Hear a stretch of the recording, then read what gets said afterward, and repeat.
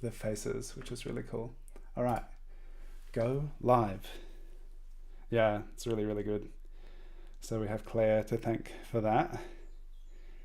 Hello YouTube. Hello everyone. I'm just finishing this post that I was just putting on Instagram, which I forgot to actually say, share that. Welcome to the third rendition of the 1920s Mugshot timed sketch series. It's so nice seeing so many of you here. There's going to be a giveaway today, so someone in the live chat on YouTube who says, I'd like to win an original, will win. So one of you will win one of the 10 sketches which will be created today. And yeah, thank you so much, Claire, for the gift of this incredible book that we're going to be working from. And my Zoom room is also open, so you can navigate your way there if you would like to join the conversation in a voice to ear way. It's also great having people in the live chat, but it's really nice having people hang out on Zoom, so I'm not just talking to myself and the text all the time. So thanks Barbara, Lisa and Zan for joining via Zoom, and everyone else is welcome apart from trolls. And yeah, how many of these sketches have we done now? So this is the third one of these live streams, and I'll just have a quick look through some of my previous sketches. Whoops, like this, and I'll get rid of this guy. So these are from, I'm not even really sure what technique I'll be using today. I've got a few things here, but the last time I did ink, and the time before water-soluble graphite. And yeah, for those who have not been to these 1920s Mugshots live streams in the past, there was an exhibition at the Sydney Living Museum, I think it was called, until I don't know when actually, but it had an incredible website with all of these amazing photos. And after the first live stream I did of these, like 2 days after, the website was taken down. And so I was like, oh no, where can we get these photos? Because they're just so incredible. 100-year-old mugshot photos from Sydney. And then I found there's a book, and my wonderful sister got me the book for my birthday. So this time round, we'll be sketching from the book. And so now I have the backstories behind these faces and their alleged crimes. And I appreciate that in the book it says suspected of. So it's not, no judgment on the character of these individuals and whatever circumstances they were going through, living their lives in Sydney in the roaring 20s. Cool, there's a bunch of people joining Zoom. Nice to have you here. For those who would like to join in Zoom, the resolution is better on YouTube, but you can see what I'm doing on YouTube in Zoom. But if you've got YouTube on, then please mute it, otherwise I'll hear myself. And if you would like to speak, then feel free, speak up, because it's great just having an actual conversation. And it is so nice having you all here. These are always fun, these sessions. And a few people are already letting me know that they'd like to win an original. So at any point throughout this stream, we're going for about 2 hours, let me know if you'd like to win, and you might. So who do we have here? This is Eric Howard, who is suspected of breaking and entering and stealing, along with his brother. And it's really interesting the way the book is set up. It has different crimes. There's bosses, there's drugs, there's vague kind of don't really know what they did. There are sibling criminals or suspected criminals, and yeah, it's a really cool to see the way this book is set up, and there are a lot of these nice kind of sibling portraits, and they get photographed together.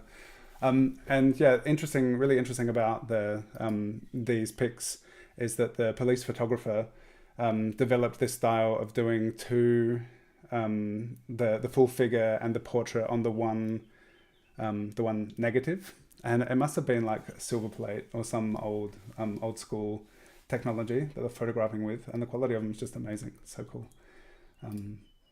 Yeah, so this will be our first one. We're just loosening up. So we'll do 10 of these portraits, and depending on how tired I'm feeling towards the end, maybe we'll do a 20-minute one as well. But I'm going to start doing 10-minute portraits because 10-minute portraits are great. So you may be able to see that, and you can already get started. And let's go. 10 minutes now. How is everything? Sound good? Look good? Everyone ready to draw? Has anyone already been drawing today?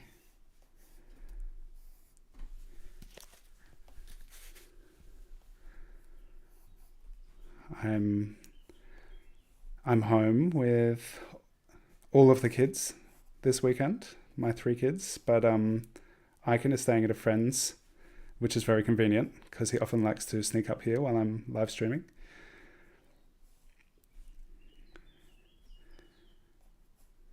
But yeah. It's nice that he gets kind of like an insight into what I'm doing and what I love, and he likes coming up and kind of seeing what's going on. But it's often very distracting when he starts going through my stuff and he's like, "Can I have this? Can I look at this? What's in here? What's that?" I'm like, I'm trying to do something at the moment. Yeah, but I really like being able to some extent to be able to share it with him. But it's also nice to not be interrupted.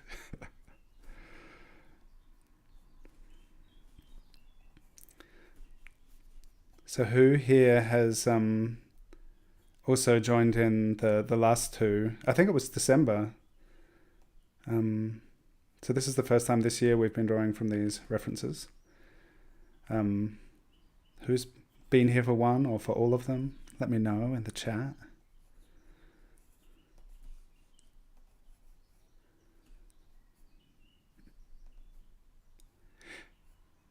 Yeah, it's really cool. Like I've seen on the recordings, like the live streams instantly get saved as a video, and I think these mugshot live streams have been some of my most viewed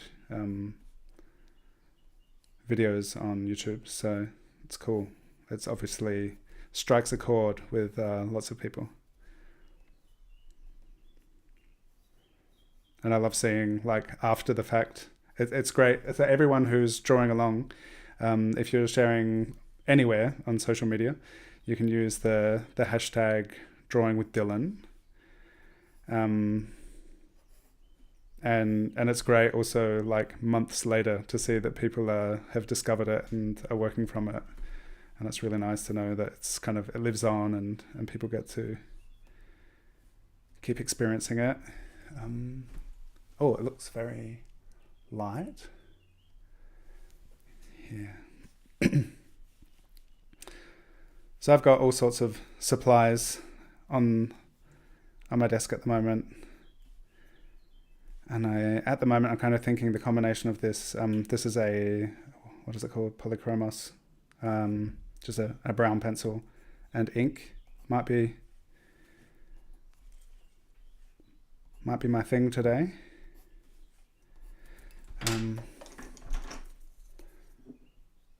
Which is kind of like, I thought about just going graphite, but yeah, with my magic new pencil that draws by itself, the Blackwing pencil. Maybe I'll do one with that just to see if it's better than all the others.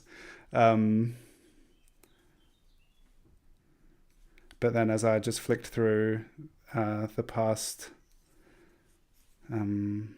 sketches from these. I really like some of the ink ones, so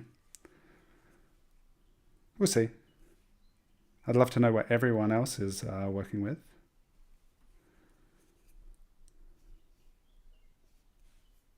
Graphite, cool. Classic. These would be really great with like a, yeah, these would be great with a sepia ink, I reckon. So if you have been here for previous iterations of the 1920s mugshots, I remember the first time, it felt so special that we're looking at these faces like 100 years in the future, and whatever it was that these people were getting up to back in the roaring 20s, they had the dubious honour of being photographed by the Sydney police, and it's lived on to right now, to this live stream, and yeah, it's really interesting seeing their faces and kind of imagining like what was going on in the historical context of the time, and pretty cool.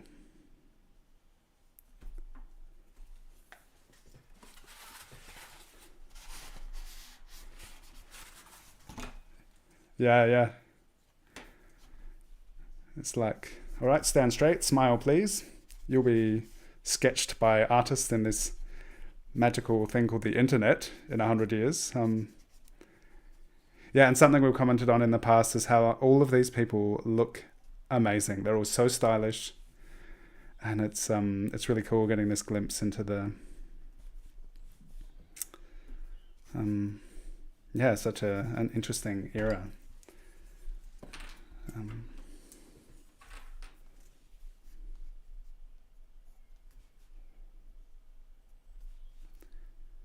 And since it was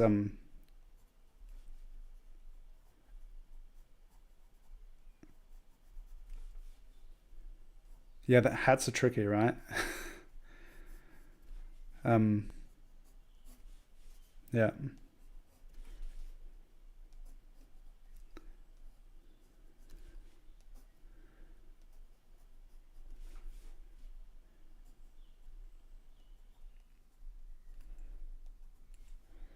And as I was looking through the book, we've focused mainly on portraits as we've been doing these. But there are so many really wonderful full figure poses, and I've got a few of them selected for today's.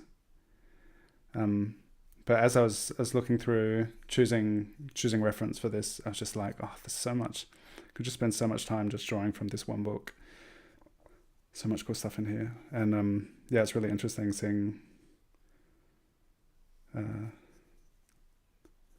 the full figure images.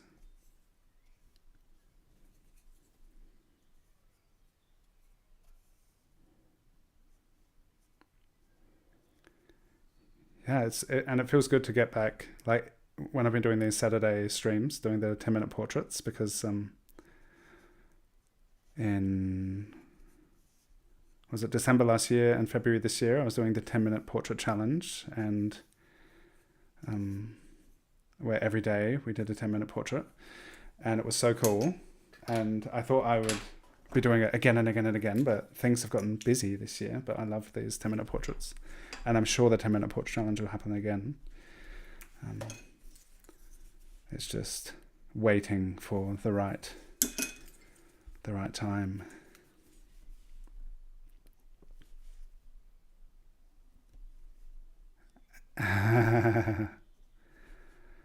Oh no, the live streaming is an integral part of my busy professional life.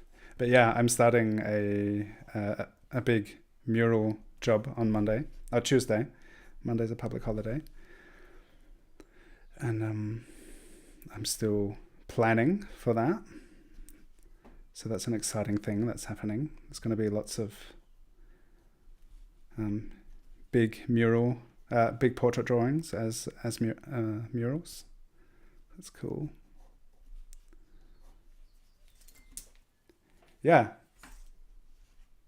So it's going to be line art. So it will be fairly stylized and quite graphic, and that's part of the reason I was asked to do it. My friend, who's in the marketing department at this hotel, said I have a very he likes the decorative kind of aspect of the graphic line style, and that's been something that has appealed to people when I've done the murals, that they like that it's not like photorealism, because I'm doing portraits of people who work there, and in the past I've done murals of people who live in the buildings, and when they've seen that it's like line work and it's kind of it's not super realistic, then they're like, oh yeah, if it looks like that, then I'm happy to be on it. Whereas they're a bit apprehensive if they thought everyone's gonna if it's gonna be like a big photo of them up on the wall.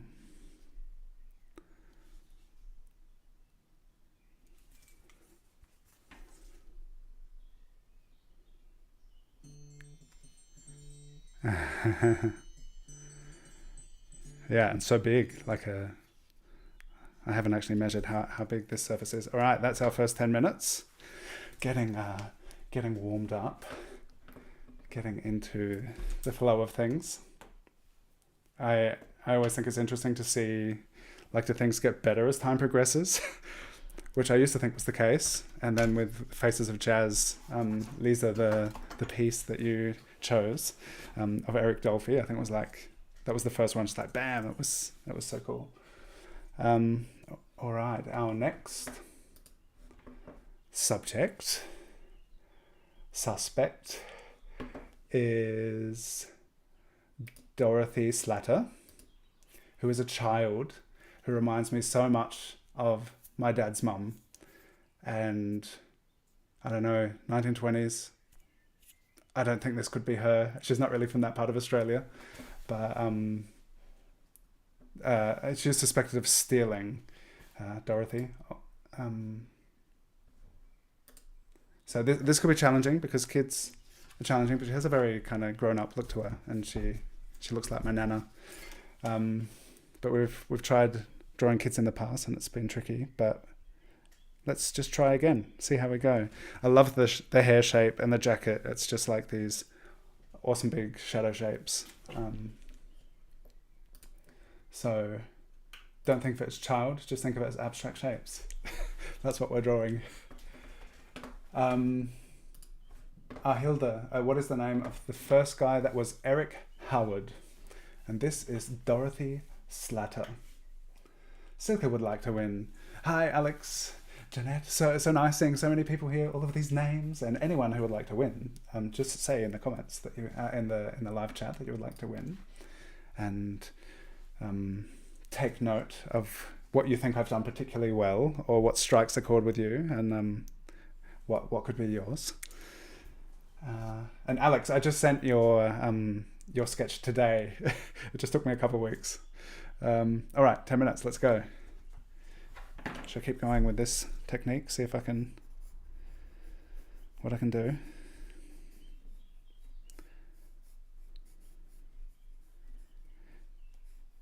Yeah, so it's really interesting seeing in the book this chapter on young people, and we've got a couple of them that we'll be drawing today. No, it didn't say how old she is.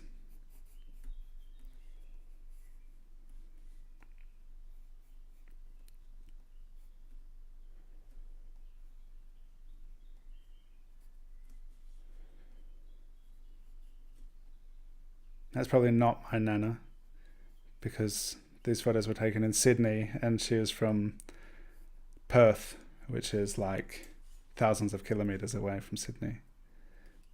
And I've never heard of anyone called Slatter in our family.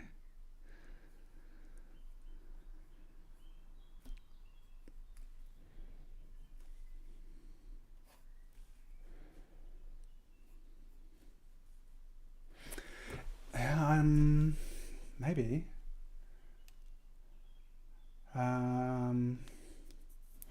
So my dad's born in the 50s.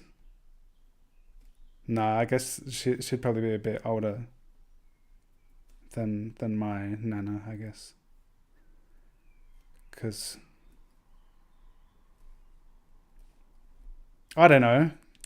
Did my nana have criminal energy? She was so lovely, and I'm sure many criminals are very lovely people. Um, it's part of the history of Australia. All of these, all of the convicts, the criminals that were used to colonize and establish this country of so-called Australia. So I don't actually know a lot about my family history. I know that one grandfather came from Barcelona, and there's a bit of a British mix in there as well. But I'm not exactly sure if they were criminals or not.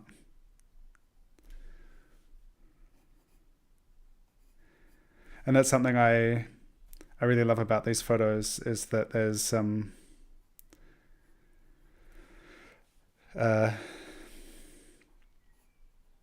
like knowing that they've all been photographed because they're suspected of committing crimes, and some of them are pretty intense, and some of them are pretty vague. And like, did this person actually do anything wrong? Like knowing that, and just seeing and like kind of feeling the vibe of these photos is so interesting, because it's like also like in the street photography that we've done sketches from, it's really interesting just seeing the humanness of all of these people wherever they are in the world, and whatever they've done, whatever has led them to be in front of the lens at that particular moment. So I really enjoy the look into history and the humanness of it all. I'm wondering kind of, I know a little bit about the 1920s, and not a lot. I know that everyone looked super stylish and people wore a lot of wool. So they had pretty good quality clothes. But there was part of what I read into was that so people that had, well, there seemed to be, I don't know if it's a lawlessness, but people were off fighting World War One, and that led to a lot of I guess a lot of people being away, or a lot of people kind of dying, or whatever happened, and it just seemed like it was a really interesting kind of historical era. Also, in the States, and with the whole kind of blues and jazz that arose from this era of history. I guess every era has a big impact on that which follows, but there seems to be something special about the 20s.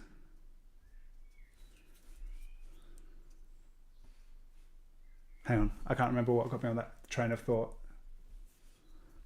What was that? Yeah, reset between the wars. Recess, a little break, a little bit of fun between the wars. Yeah, and there was like a lot more kind of liberal attitudes towards certain things.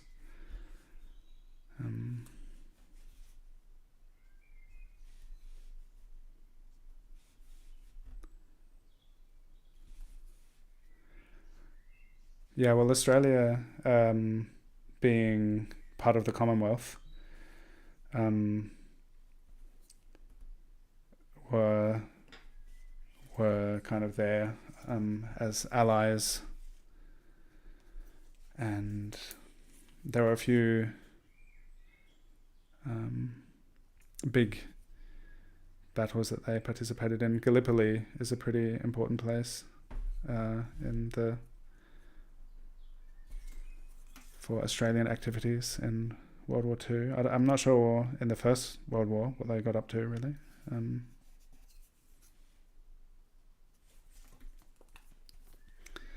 it's also interesting that I know that my grandfathers were not they were not involved in World War II, though my dad's dad was in the like peacekeeping force in Japan, but both of Kira's grandfathers fought in World War II, and that it's really interesting with these two different like perspectives, living in Germany and being aware of the German history and involvement, and how everyone here is their families, and so many people, so many fathers, grandfathers, I guess, and great grandfathers. It's like we just realized recently that so many people were directly involved in the wars, and in Australia it kind of feels like Europe is so far away. It feels like a really distant thing. At least it did to me growing up. Whereas here, knowing how close everything is, it's quite a different kind of appreciation of what happened.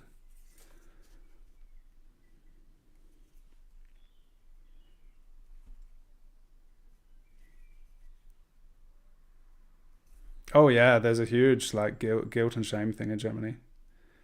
Definitely. Um, yeah, it's pretty rough. Um, yeah, yeah, yeah,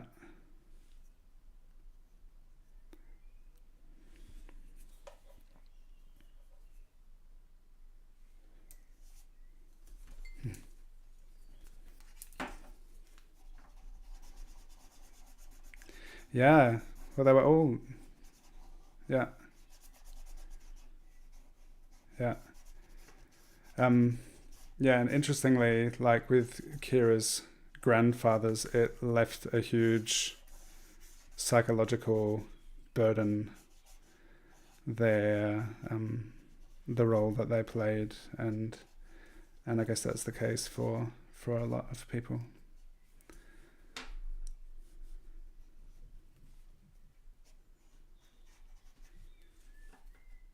Yeah, and just being in the Netherlands, what was that?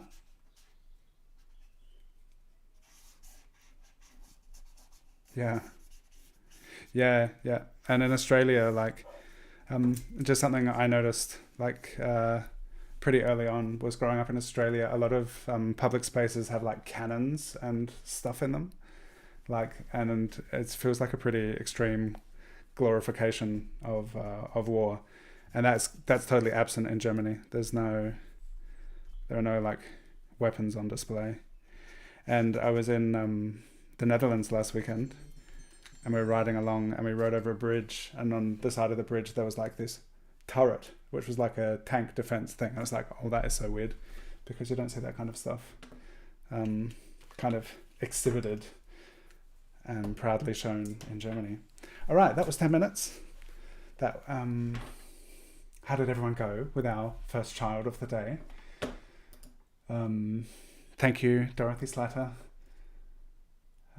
Hello, everyone who's with us on YouTube, and so nice having people in Zoom as well. So if you're wondering who am I talking to when I'm talking to myself, I'm talking to friends in Zoom, and real people are welcome. Kind people are welcome to join us in Zoom. Moving along to... Oh yeah, here we go. Here's our next child, A.F. Brent, who was perhaps in his early 20s when this photo was taken. And I read that he spent his youth in a home for boys, which I don't know if that's a boarding school or an orphanage, but by the time he was in his 20s, he was a habitual criminal, and he's suspected of stealing. And I just love this photo. It's so cool. I suspect like around 20, early 20s. Yeah. So, I actually, whoops, AF, but his name's Arthur Frank Brent. My grandfather's name is Arthur, but his surname is not Brent. No, I don't think so. My grandfather's still alive. He's 93. So if in the 20s this guy was already 20, it doesn't add up. My grandfather's a very respectable, wonderful Arthur. And I'm sure this guy's also worthy of respect and love and wonder. But he looks so naughty, like a naughty boy.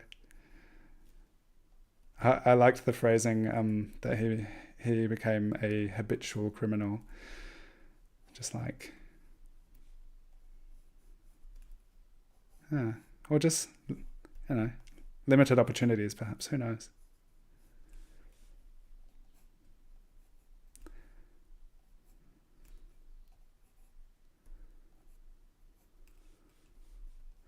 But the whole posture,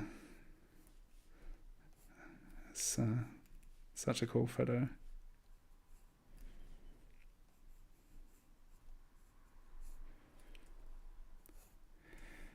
If anyone who's watching has like recommendations for incredible photo series that could potentially be a reference for sketch sessions, let me know. Because so far we've been drawing from these and from a couple of street photographers who are contemporary and very much alive, which has been really cool.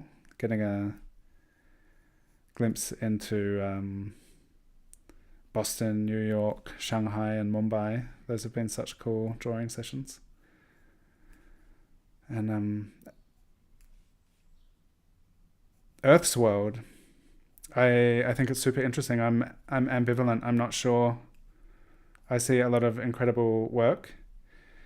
And I actually wrote to Earth, but we haven't had any contact before. But I asked if they'd like to come on Drawn Together because I'd love to talk to them about their work. But I'm not sure. I'd love to know what you people think about Earth's World, because I know a lot of my friends use the reference a lot.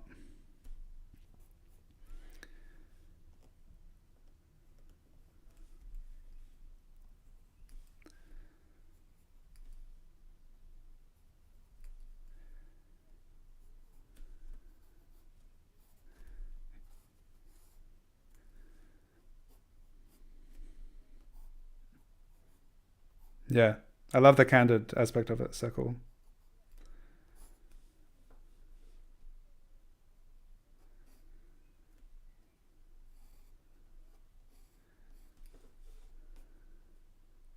Yeah.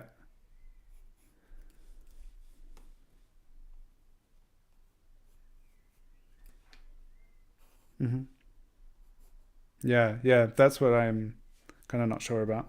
I see, it's interesting knowing some caricature artists, like who are very humorous and very loving and wonderful. Like I see a lot of kind of super exaggerated caricature stuff coming out of those Earth's World reference. But yeah, I also wonder what's the kind of yeah, is it like well, I like to think of portraiture as like honoring the subject, and it's so cool. There's so many really fascinating, interesting people, and it's always interesting to imagine like uh, what is the background story of these people.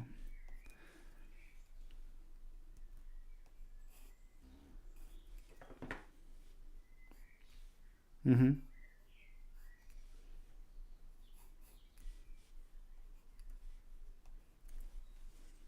Yeah.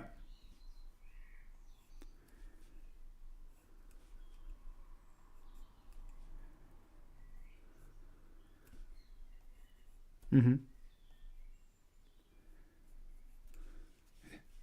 Yeah.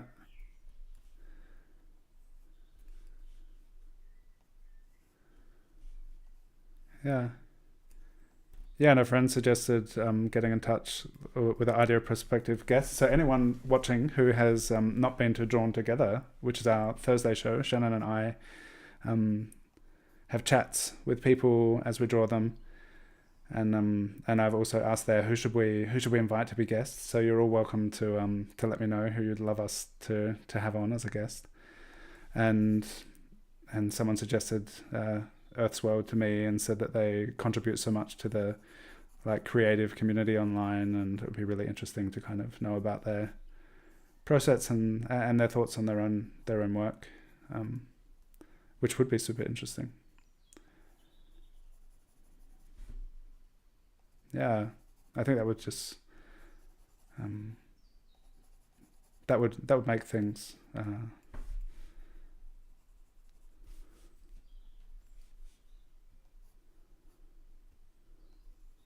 Mm-hmm.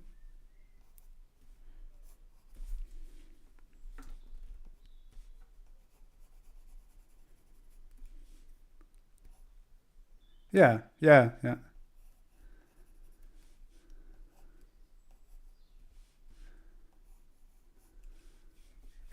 yeah, yeah, yeah.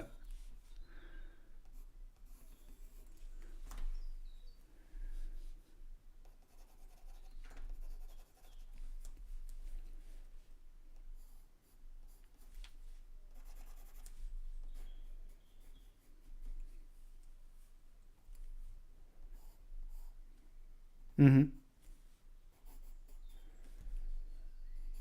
Exactly. Yeah, yeah, yeah.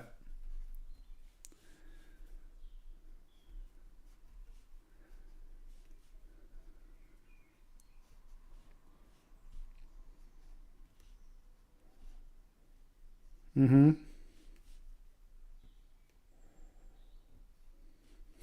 Yeah.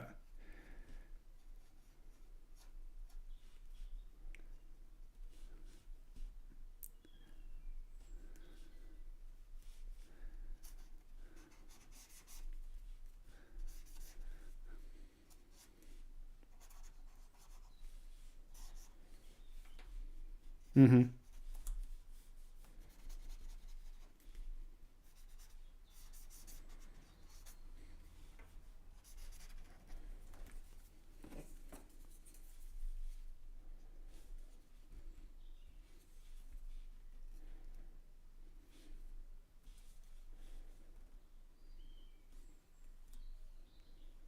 Yeah, yeah. A lot of the people photographed.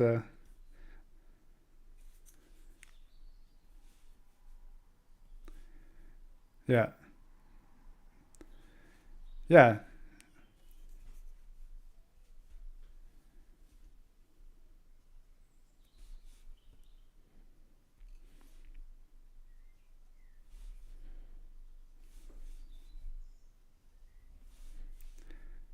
yeah, yeah.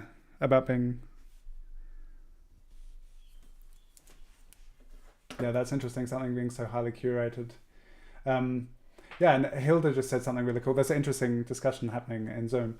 Um, that Hilda says he seems to really respect people's uniqueness, and Hilda really loves drawing from these candid photos, and that's it. That like everyday people doing their thing, and that's really interesting because I love candid photography in general, and it's just I guess it's a particular curation, like the people. Uh,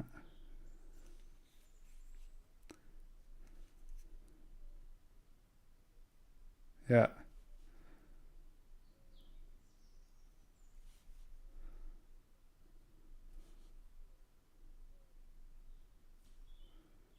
yeah,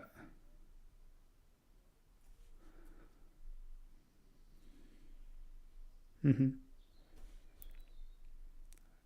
yeah, that seems to be the main focus. That it's not always people.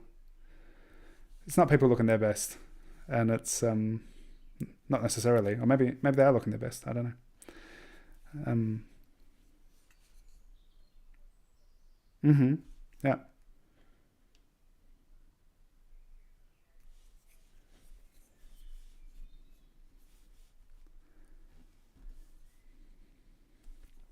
Yeah, and it's interesting with some of the, I know with David Callanan and the street photography that we've sketched sometimes. That he's also sometimes he's like up in people's face and takes a photo before they've kind of given permission or realize. And he posted something recently with this older greybeard who he photographed, and he didn't want it, and so it's that thing of like the consent of being photographed, and but yeah, there's something that gets lost when people kind of they're aware they're being photographed. It becomes very different. All right, I feel like I could definitely keep going with this one, but 10 minutes is up. With Arthur. Yeah, I felt like it was kind of going to be a challenge to do more of the figure and still do the portrait justice. But I think now we're going to get a bit closer. So here we have R or AH Tom. And I love this one. So these are suspected of a drug offence, these characters. And I love that they're just like this also seems quite candid, like they're arm around each other and they just seem like they're having a good time. And this is so interesting with so many of these photos that they're such beautiful photos, and that like they have to. There's something we said one of the past live streams. It's like if people get dressed, look in their best, and go break the law so that they can get a really beautiful photo portrait taken by this famous police photographer. And yeah, it's just so cool to see these kind of two friends just hanging out down at the police station together. Ike missed the first 30 minutes. We're three portraits in. At the end, I will go back and flip through all of the portraits that I've done, and you can let me know if you'd like to win one, and you may be the winner, and can keep track of like what I've drawn. But I always think it's interesting for me, and I'd love to see what you do as well, to kind of look back and reflect upon what I feel like was successful. Doing so many portraits in a row, it's like interesting to see what happens in that process. Okay, let's draw AH Tom or R Tom.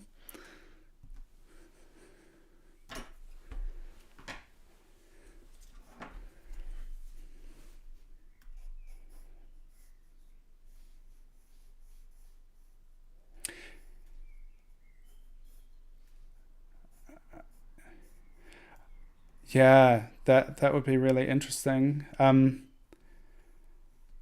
Yeah, I should just write to him with Google.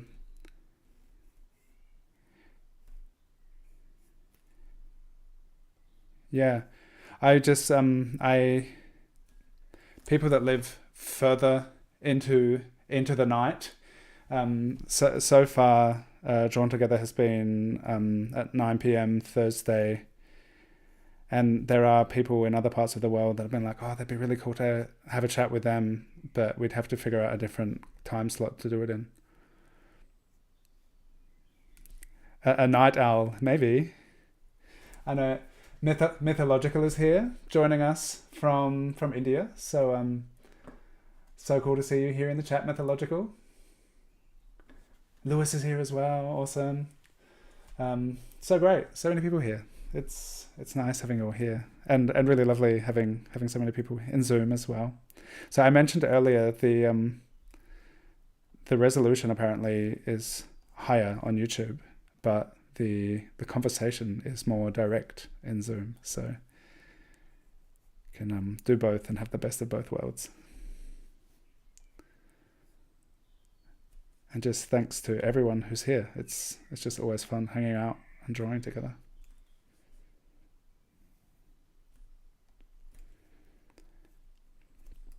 Yeah, so Lisa's suggestion was with Gokul, who is a photographer from India, who Greece has often worked with their images as reference, who has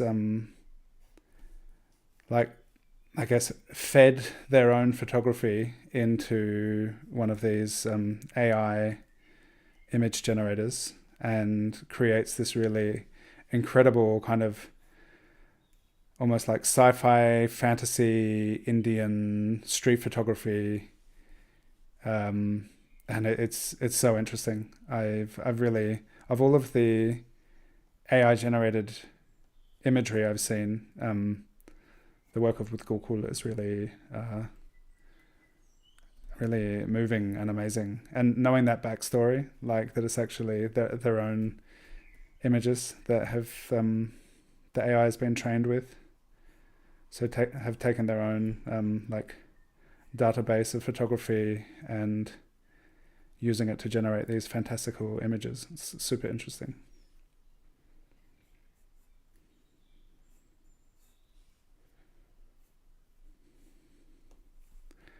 Yeah, and I've thought with Drawn Together, there's I feel like there's a lot of, just in general, there's a large kind of opportunity for conversation about artificial intelligence and the way that's impacting the world, not just the art world, but it's a big thing.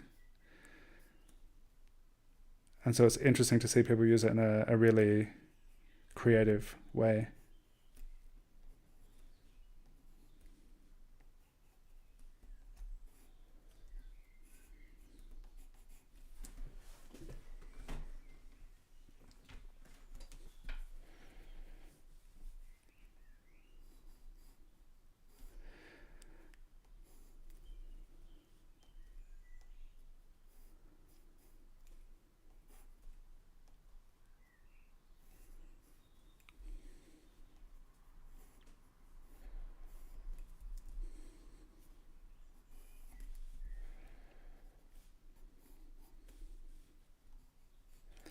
So this is interesting with these guys, and there's a whole chapter in the book on drug suspects or offenders, and I think the whole kind of conversation about what is considered to be like a permissible drug and what is criminalized. I think that's a really interesting kind of conversation, and there have been different phases in history when certain substances have been tolerated or fine, and then in different times then they become criminalized, and it's pretty interesting.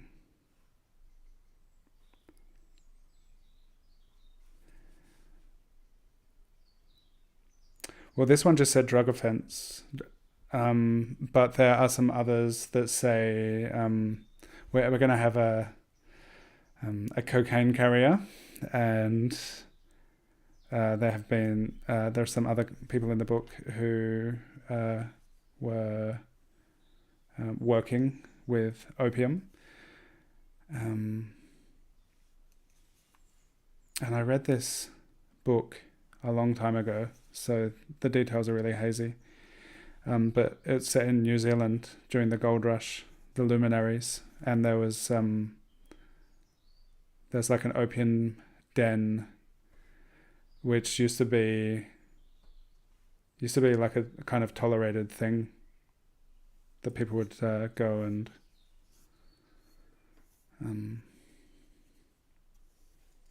just kind of like going to the bar, except instead of getting drunk, they would just kind of space out and go into like a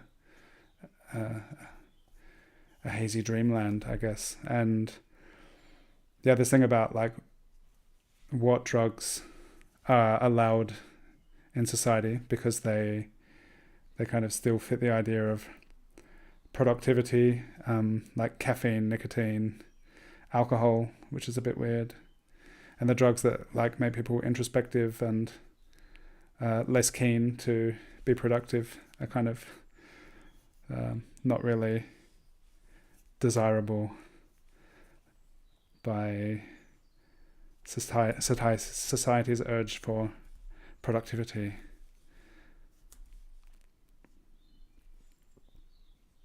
Capitalism.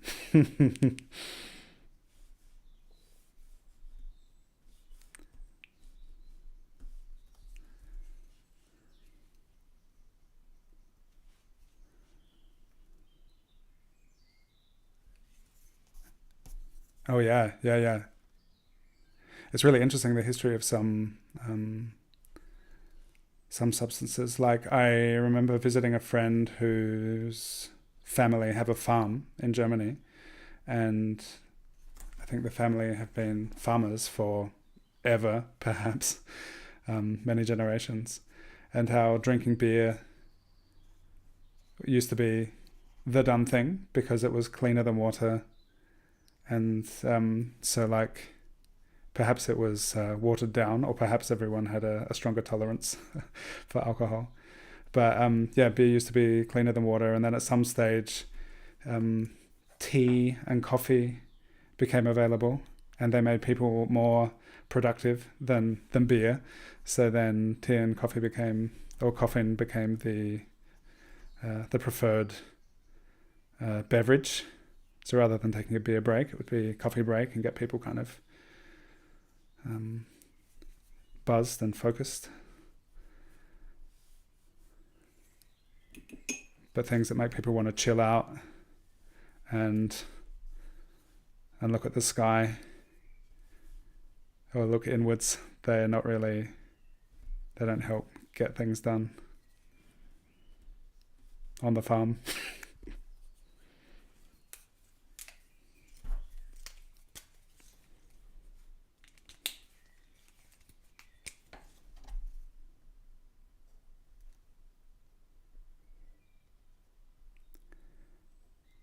And I think also back in the days of sailing and pirates and colonialism, that I often wonder like what people drank when they were at sea for so long. And I think the kind of stereotypical thing about pirates and rum is because they would add alcohol to the water to kill anything that could make them sick, kind of. It's like the medicine, keep them healthy by drinking alcohol.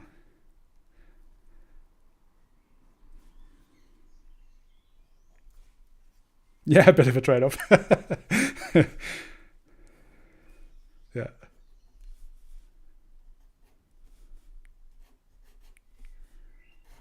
But as well as the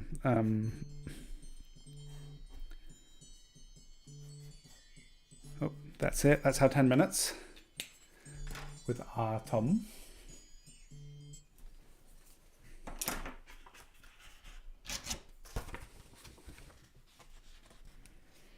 Cool. Alexandra, nice to have you here for the first time.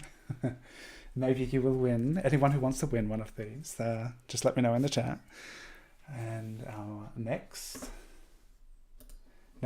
in line is... I love these. Vera Woods. These photos are so cool, and this is it's very vague, but the offence is vagrancy, which I think just means like hanging around. We've talked about this in past live streams, but it's like there's this interesting thing in the Commonwealth, like no loitering. It's not acceptable just to hang around, which I guess could also be part of capitalism. And so Vera's a suspect of vagrancy. So what does that even mean? If anyone would like to enlighten us on the subtleties of what it is to be a vagrant, then please, I'm eager to learn. But let's... She doesn't look bothered, does she? She's like, getting her photo taken. She's she's she's looking good. Wearing, what is that? Is it a fox? It's very long if it's a fox. Yeah, let's draw Vera and her kind of cheeky grin. I think this is maybe the last kind of zoomed out reference that I chose. I think from now on, after this, it will be more focus on the portraiture. But I've done a couple pieces recently where I've included more figure, because if you're at all familiar with my work, you'll know that I mostly only do faces, because I really like portraits, and people and their faces are interesting to me. But I've done a couple pieces with more of the figure, and it's really cool. Like, it offers so much kind of compositional interest and storytelling, and there's so much work which I admire, which where the portraiture plays quite a small role, and I feel like it's like a small but important role in many things, and in some amazing pieces there's just no detail in the face at all. So that's great.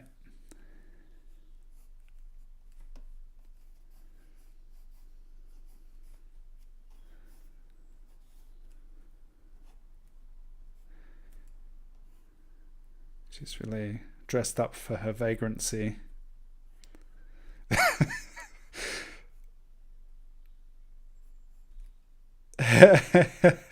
Yeah, the conversation with the photographer and the conversation with the officers who've arrested her for being vagrant. Like,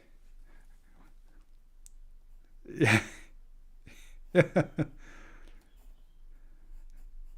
oh, you're still hanging around here, Vera. Come with us down to the station. We'll take your photo. You're looking great.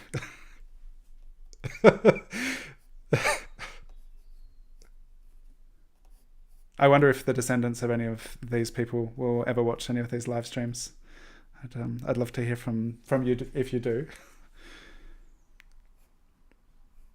Yeah.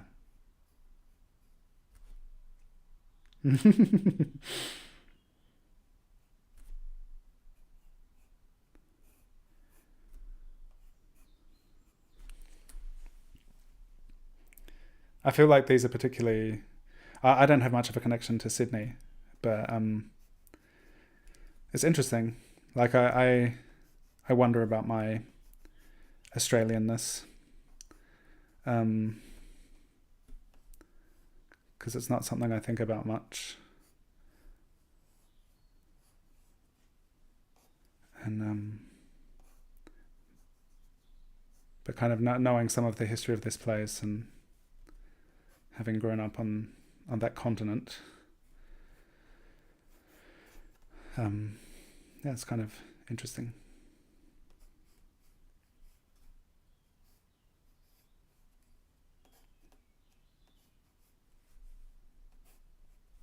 Are there any other Australians here? Anyone up really early in the morning? I think when we started, it would have been like 4:30 in the morning in Adelaide, so that would be later in Sydney.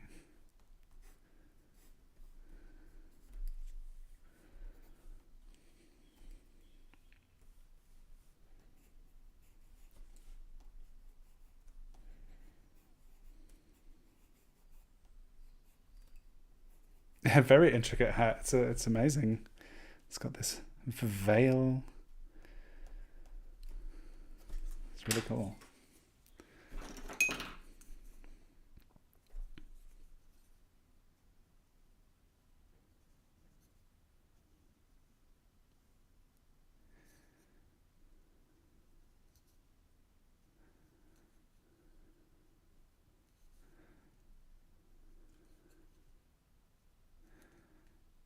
We can never know, but I wonder, like, the people of this era, if we can always like look back on different eras, looking at their kind of style and fashion, and but obviously they can't look into the future. But I wonder, it just seems like, I guess this is also quite curated, or maybe everyone in Sydney in the 1920s was just dressed really well.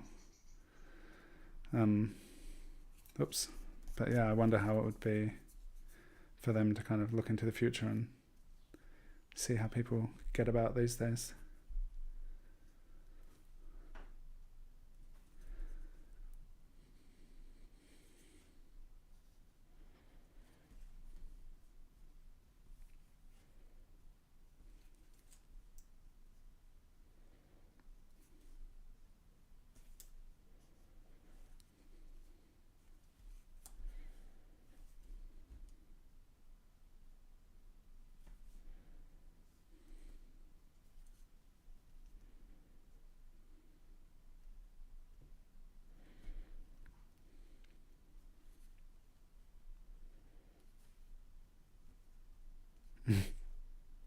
Yeah. She does look like great fun.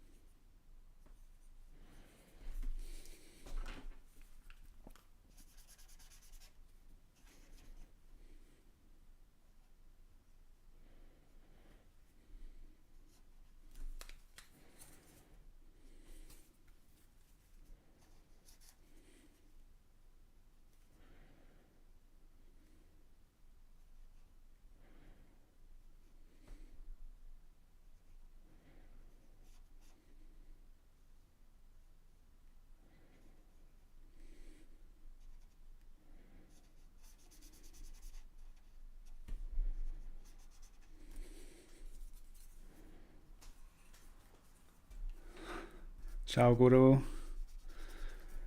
Guru Nadon. Oh, I still need to learn Italian.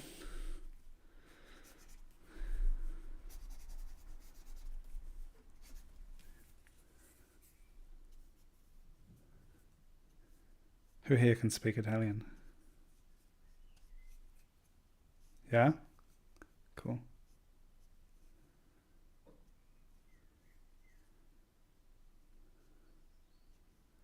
I've only spent a couple weeks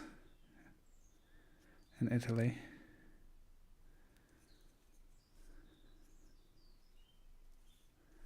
So I haven't had much opportunity to learn.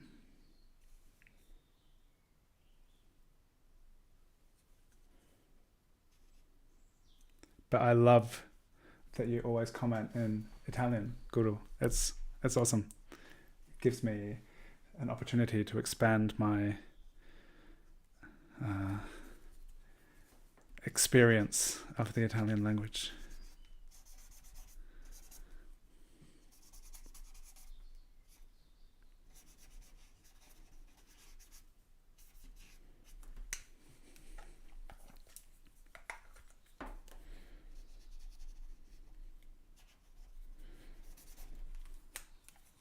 I feel like of the pieces so far that have included more of the figure, I feel like this is the most interesting of mine so far. Like, I guess it's a lot of big, vague things happening, and that kind of keeps it open and interesting. But there's also like that big shape of the fur wrapping around. There's a lot of. It's just a really nice big shape. A lot of kind of information implied in there.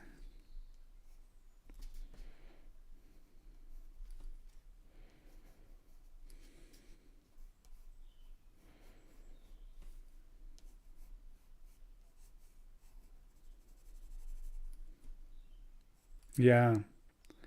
I also feel like with Grandad Arthur that I kind of didn't get much done in the 10 minutes, but yeah, still getting warmed up, I guess.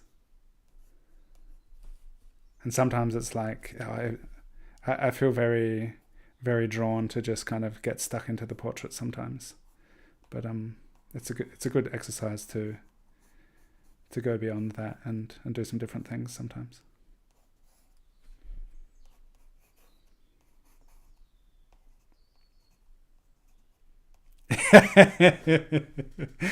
Yeah, I love that chain just hanging around there, and that big fur. There's something kind of medieval and royal about it.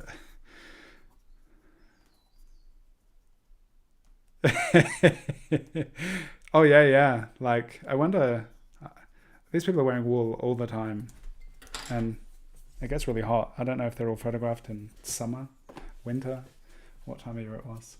All right. Thank you so much, Vera, for sharing your good mood with us.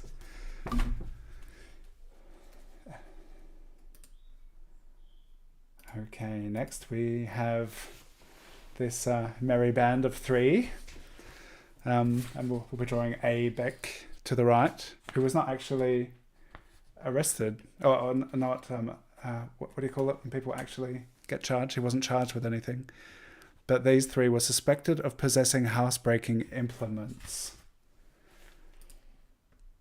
And only T.W. Gunn was convicted. But this guy, oh, so sad. Maybe he wasn't convicted because of those puppy dog eyes.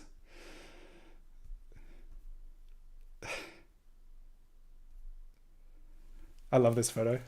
All right, 10 minutes.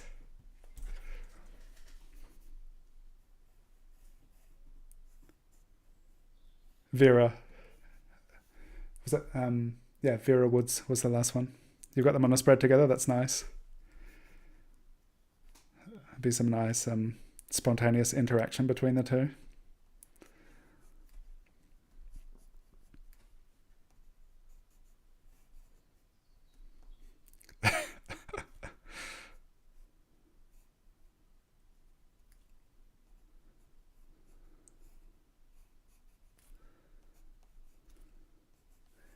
Did we have anyone? Naden, Oli? No one filled us in on the finer points of what it is to be vagrant. But I guess everyone's busy drawing, fair enough. And maybe everyone doesn't know. What does that even mean, vagrancy?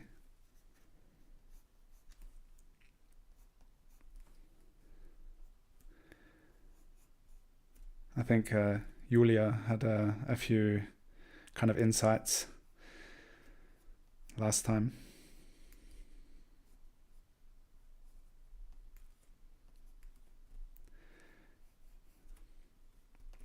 And something I mentioned last 1920s mugshot live stream was that something which I have just in recent years found to be really fascinating, that the infrastructure of the colony of Australia was a lot was done with the labour of the convicts, and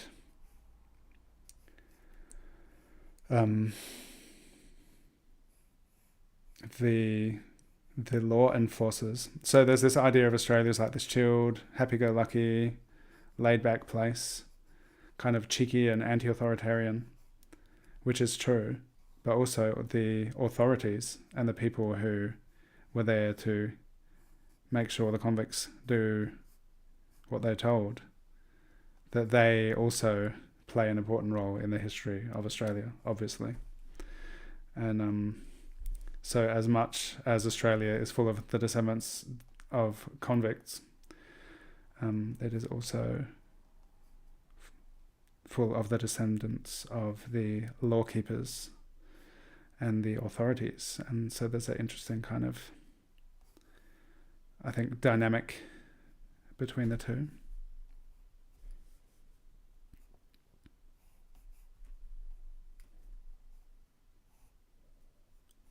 And I didn't mention earlier, but would like to acknowledge that the so-called colony of Australia is stolen land, and there doesn't seem to be much.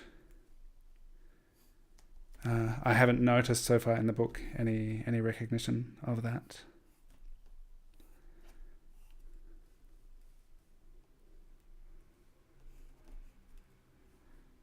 And that's an interesting thing, kind of like what I said about I don't think about being Australian much.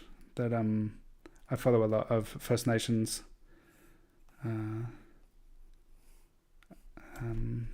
accounts and news and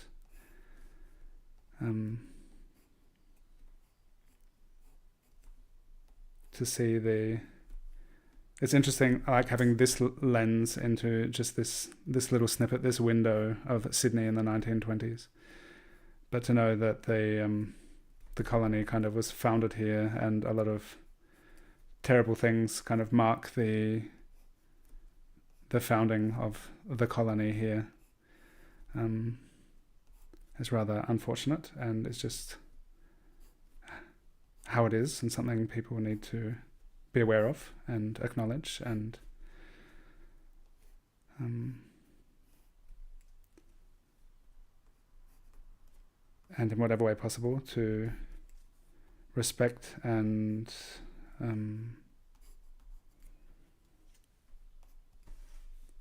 be aware of the presence and history of First Nations people in Australia.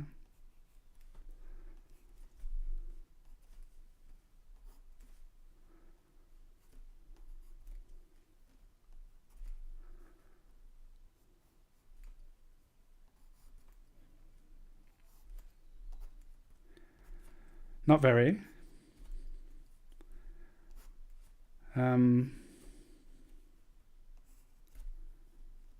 I feel like I've become much more aware of things since I moved away from Australia. And so I feel like my perspective as an adult, also no longer living there, is that I'm aware of much more than I was when I was younger. And I wonder if that is... I think it is the case for a lot of the population, but I think there's it's definitely a very racist country, like built on that colonial history. There's a lot of stuff, a lot built into the establishment and governance of the country, which is very unfair.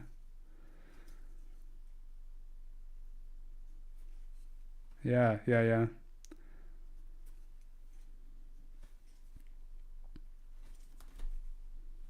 I really like this drawing at the moment so far. I feel like this is really cool, which is where it is right now. I feel like there's just so many great shapes in this wonderful shadows that don't wreck it. No pressure.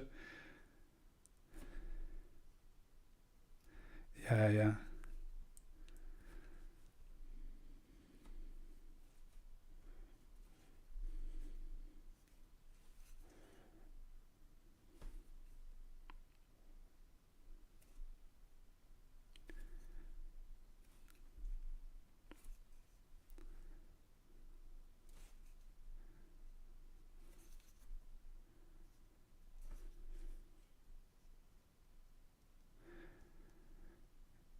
White history in Australia is just so brief, and a lot of kind of history that we're aware of at all. Like, I don't know what the actual kind of how long it actually is, but there are ideas that the First Nations people have been there for 60,000 years. Could be longer, I don't know. So and they're still there. And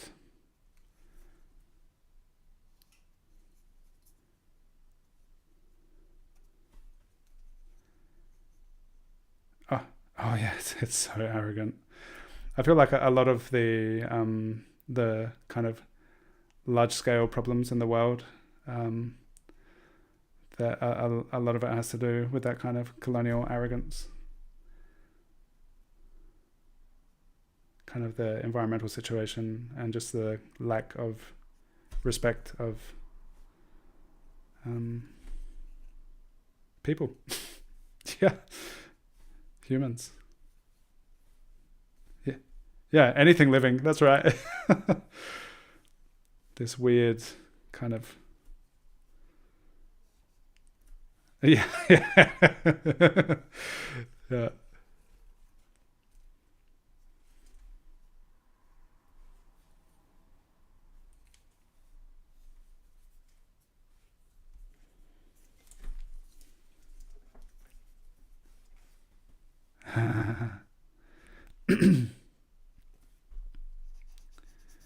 We just need way more humans to be aware that we are also animals and part of nature, and that everything is interrelated.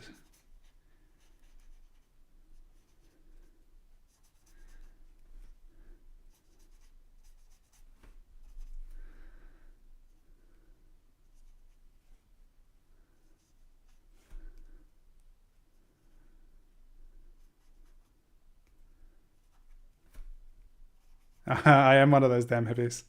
Not the first time I've been referred to as a hippie. If you only knew.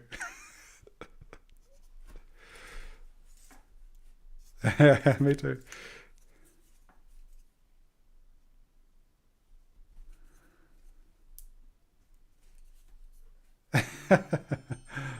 There's a slight goat vibe right there. Cool. That was fun. Haha. Like this.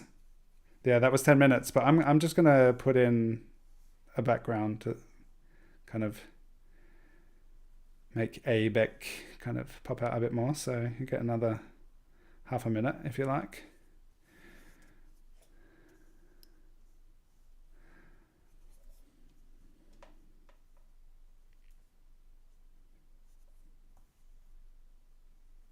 Oh yeah. A slight delay on YouTube, so you got more time on YouTube. You can also just continue later if you like. You can come back and you can watch the whole thing again. Relive the whole experience. Cool, I like this one. This is maybe my favorite so far. Uli would like to win. And maybe you'll win this one. Who knows? Hello everyone. How's everyone doing? I see Glees in my little corner here. Hello Zoom friends. How are you doing, Lisa? How is Schwerin? Nice. Okay, here we have Joseph Kelly. What a moustache. And Joseph Kelly was suspected of receiving stolen property. And a little interesting thing in the description was that the police said he is notorious and cunning, and that other Sydney businessmen said he was of good character. So, who are you going to believe? He's a great businessman.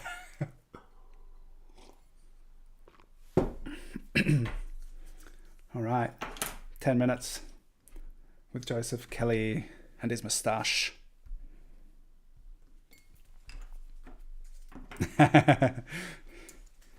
If Einstein went to the hairdresser more often.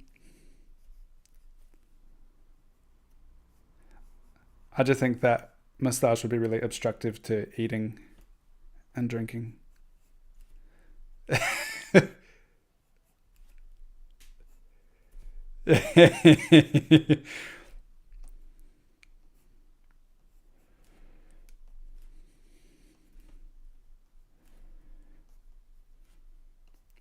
If I notice that my moustache is growing into my mouth, it's definitely time to trim it.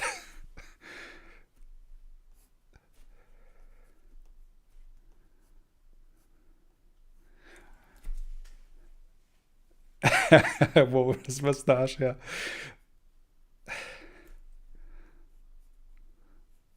Lisa, what was it that Arvid said the other day about my... Yeah, He was saying something about my Hintergrundhaare, the hair on the back, and my nose beard, and he was kind of prophesying the future of his facial hair. That was a funny conversation. It was very cool having you here to visit, Lisa. And the kids asked the next day, they were like, where are Lisa and Paula? I'm like, somewhere else in Germany. Yeah? Have you got other kids there as well?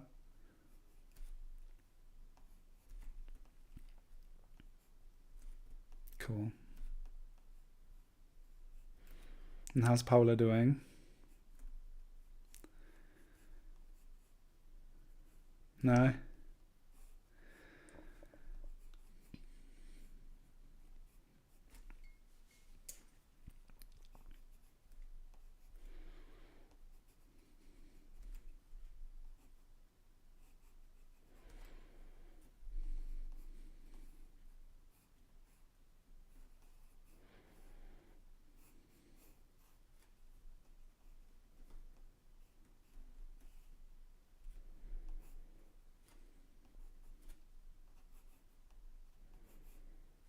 Mm-hmm.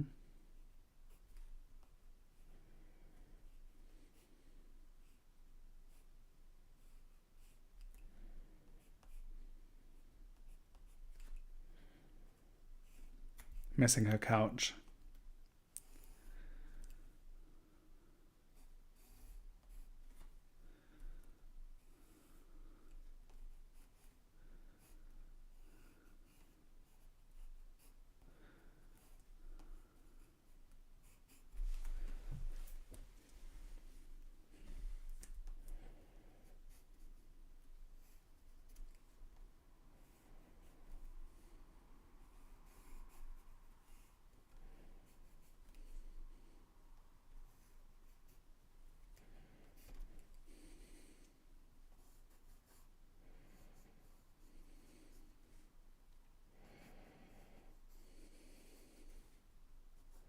You also have to adapt to being a nomad. Yeah. Yeah.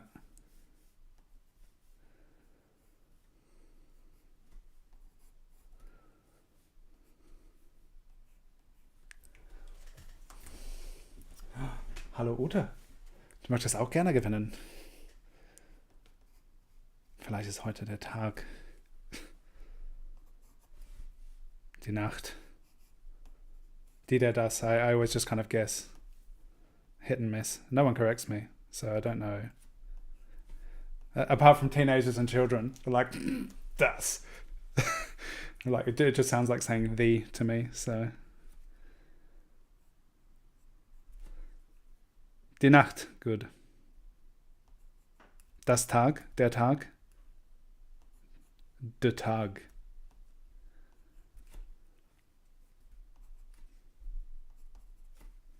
That was my trick in the beginning. Just saying de for everything. A little bit of a Dutch influence.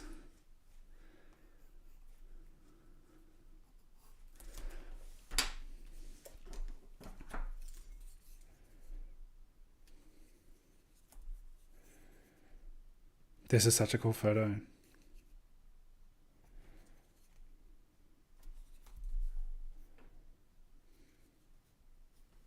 So yeah, the book, Underworld, Mugshots from the Roaring Twenties. I don't know if you can get it everywhere. Like if you can get it online. Claire bought it from Australia because I think it's being sold by the Sydney Living Museum. But it's pretty cool.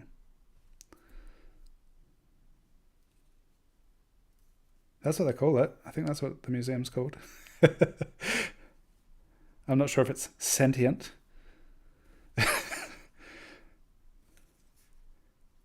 That would be interesting. The Sydney Sentient Museum. Yeah, with some next level AI.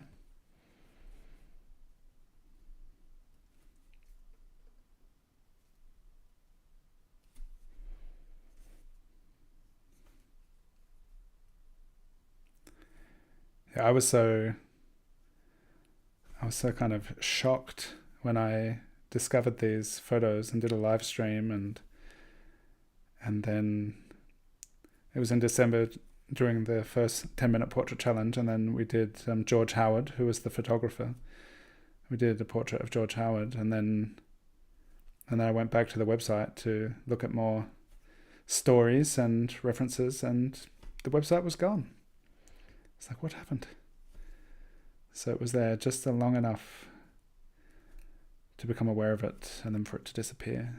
And thanks to Jane, who brought these portraits to my attention last year.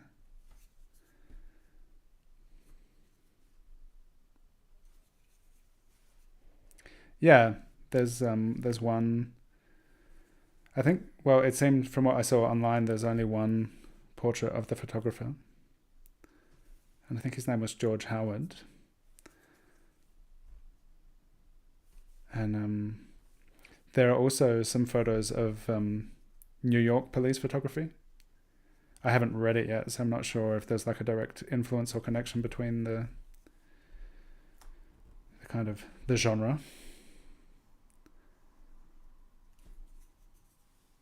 But if there, I thought that could also be potentially an interesting series. New York 1920s mugshots.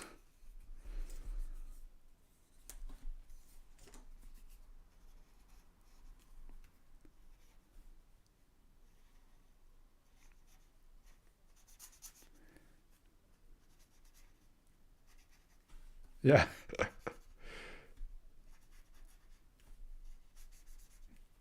Yeah, yeah. When I yeah, there was some mixed reactions in the post on Instagram that Jane sent me was from ABC, the Australian Broadcasting, what's it called? What's the C? Company? That could be it.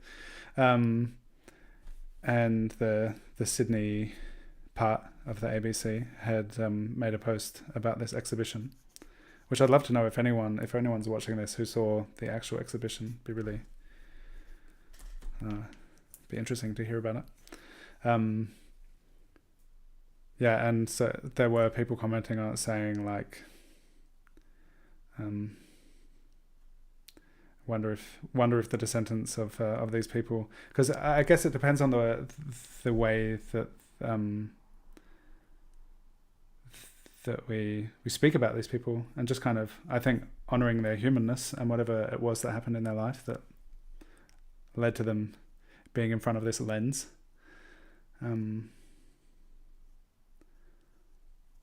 Yeah, I just see it as a really interesting kind of window into that era, and it's just fascinating.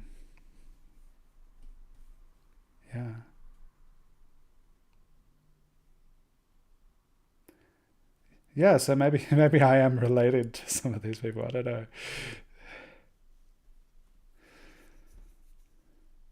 Maybe that's why I don't know much about my family history.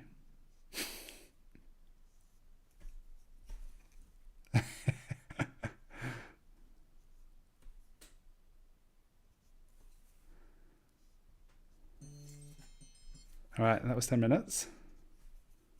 Oh no, yeah. Could keep going, but that's that.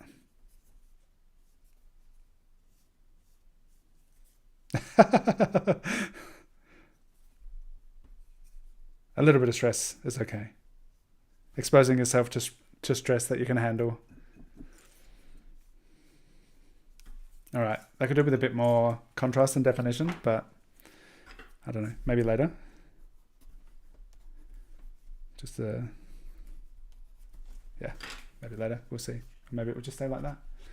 Maybe it's your favourite, and maybe you'll win. If you'd like to win, let me know in the chat. Who have we got? I've got 3 left. Here we have Marie Perry and the suspect's offence was unknown. So, unknown offence. Vagrancy. Or they just didn't keep the record straight. Who knows? But it's so interesting, these...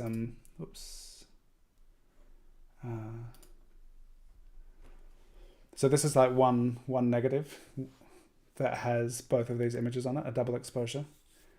And there are so many of these, like the composition and the entire framing and context of the full figure image is often so cool.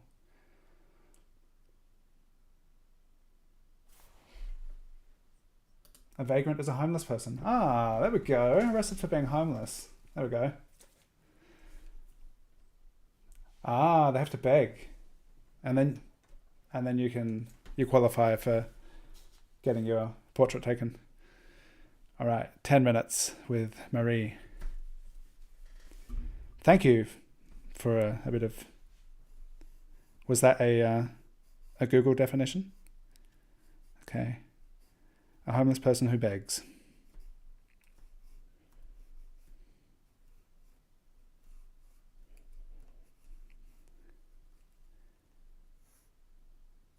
Yeah. There was one Ev M. Ben from the first session that we did, and she just looked so tired. And I've seen in the book now that there are a couple of repeat suspects in the book that have had their portraits taken a few times over the course of the years. And Ev M. Ben is one of those.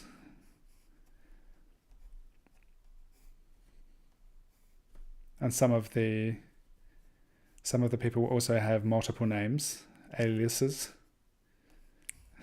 which is, I think, a nice little detail.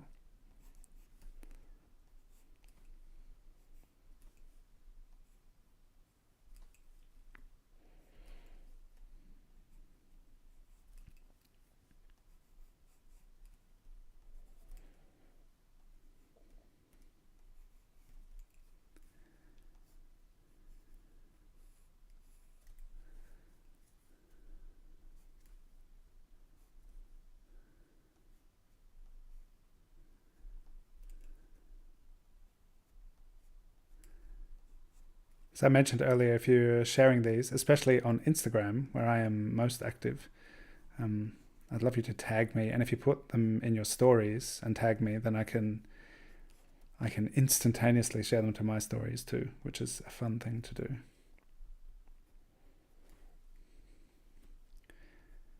And yeah, everyone can check out the Drawing with Dylan hashtag to see what people are doing. And sometimes also, yeah, I've got it up here as well, 10-minute portrait. These are the two hashtags that I'll be using when I post these. Feel free to do the same.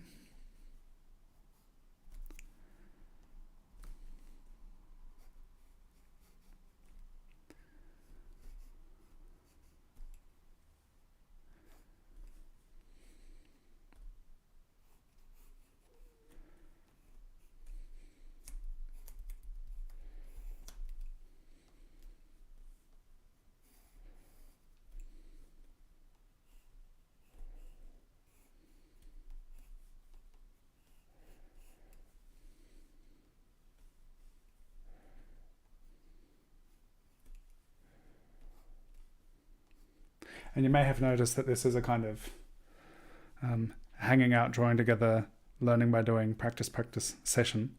But if anyone is interested in guided tutorials, I have a Patreon where I do monthly videos. And just before starting this, I uploaded this month's, which is an ink wash portrait, which is, I use natural ink, acorn ink in it, which I made myself, and is for longer portraits is perhaps my most practiced and favorite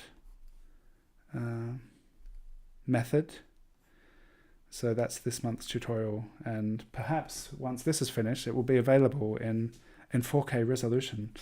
And I think in the description below this video, there's a link to my Patreon, and there's a couple of years worth of monthly tutorials available. So if you whenever you happen to check it out and join, you'll have immediate access to all of those. And I love taking requests, so if there's anything in particular anyone would like me to talk about or experiment with or challenge myself with, or anything you have difficulty with and you would like some guidance with, then let me know.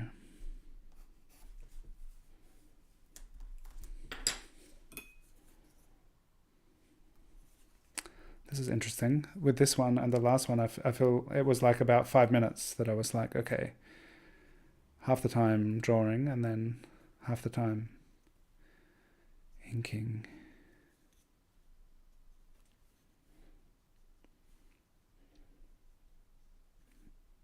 And if this is your first time drawing along on YouTube, you can check out, I have a playlist of 10-minute portraits. And if this is a format and time length that you are enjoying, you can check out a whole lot of 10-minute portraits on my YouTube channel to draw along with. And I'm sure there'll be many more in the future as well.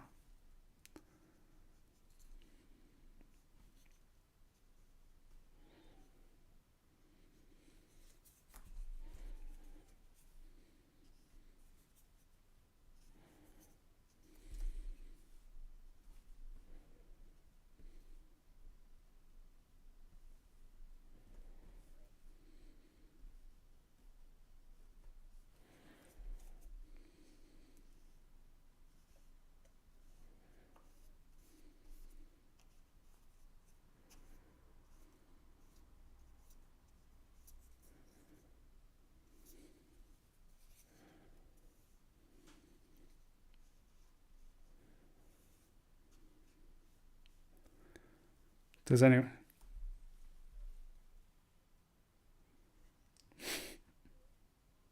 Mm-hmm.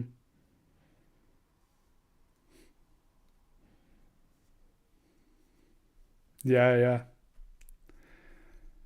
Interesting that you say that. There are a few photos in this book where I'm like, wow, that's super interesting facial features. But there may be something about this method of photography. I have a friend, an acquaintance in Göttingen, who's been doing, what's it even called? These like silver plate or some kind of metal plate photography. This large format photography, and there's something really kind of unreal about the contrast, and it's super detailed. It has a really unique quality, and the work he's doing is like different again to this. But I wonder if that unrealness, if it has something to do, I don't know, is it something you feel like in this particular image or all of them? Because I wonder if there's something about the medium that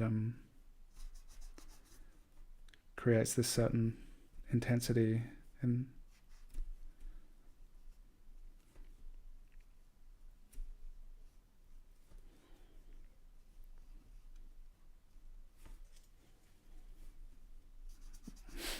Yeah.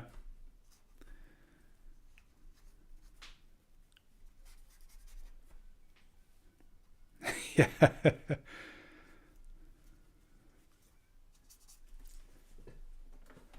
Yeah. Yeah.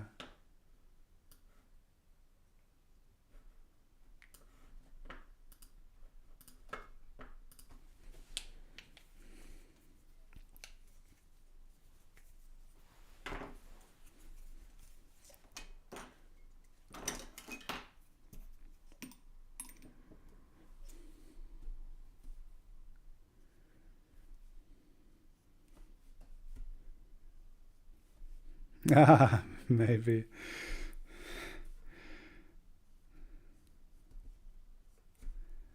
Yeah.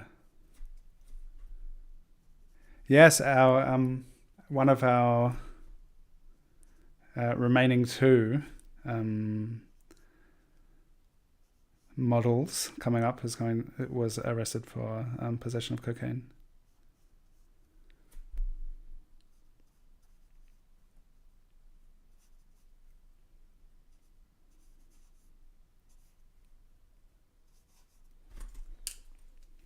They're getting bigger.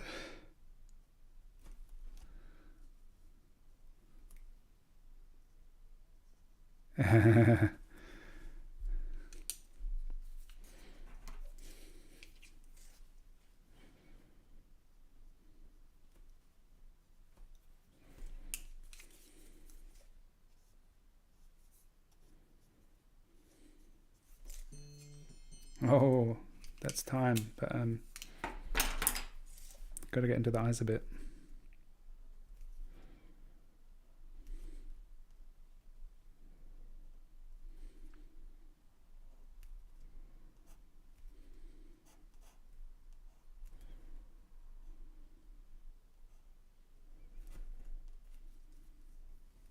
Mm-hmm.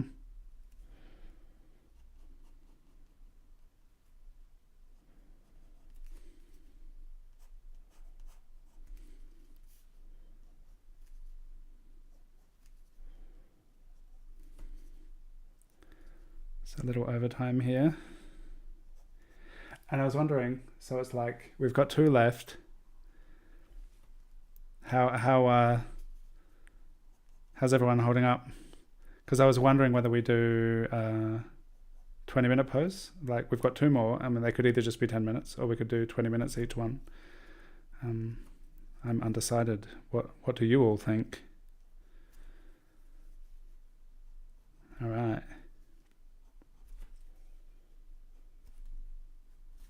You're going to go? They don't get better with 20 minutes. Okay.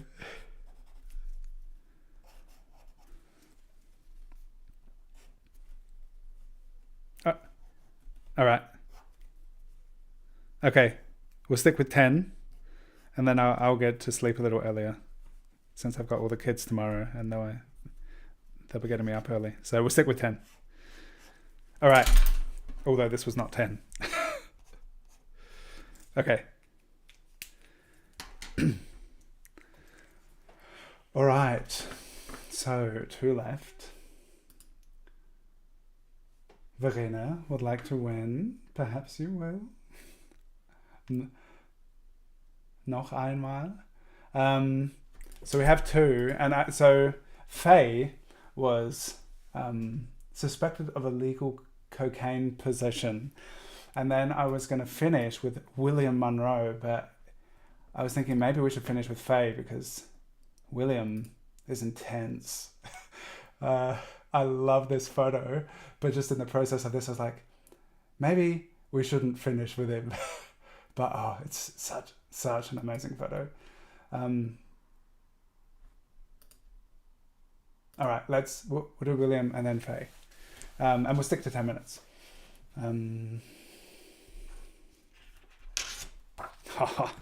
So, suspected of larceny.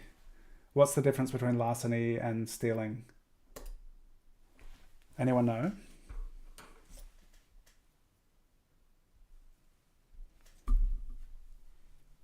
Anyone with Google at their fingertips who wants to let us know, feel free. Larceny.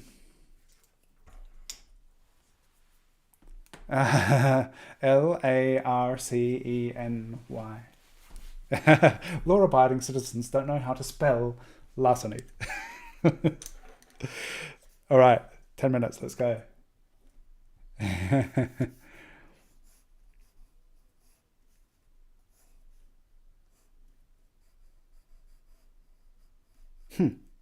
How's that different to stealing?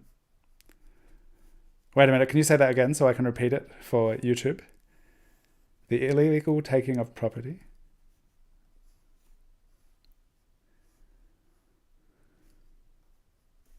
Okay,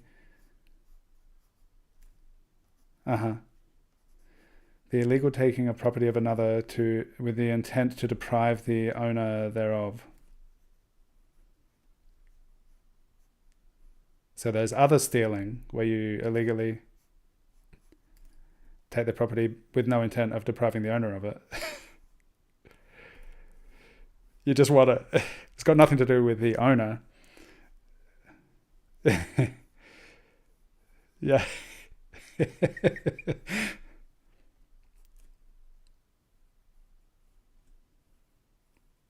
That's interesting. Oh, what a photo.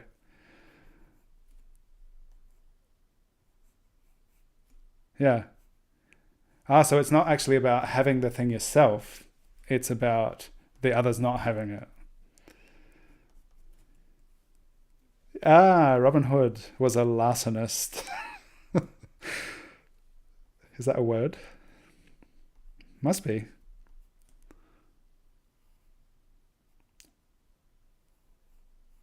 He doesn't look at Robin Hood? Maybe he's a direct descendant of Robin Hood. Who knows? Oh, what a. Uh, this person seems to be the least happy at being taken to the station.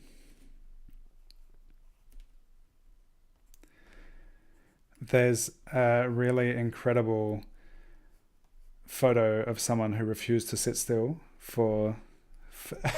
and it's just like this blurry, overexposed, and there's like a police officer holding this person's head, and it's just like this blurry non-face, and it's pretty amazing. I'm not sure how to draw it, but maybe one day. just a big graphite smudge.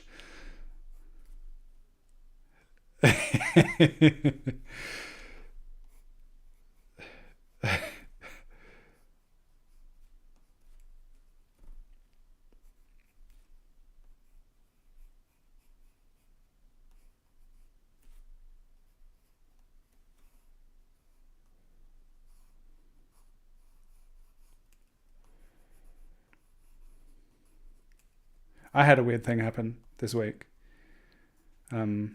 I got a phone call, and sometimes I've gotten these scam phone calls and claiming to be Interpol, the international police, and it's just like it just instantly is like all the alarm bells ringing.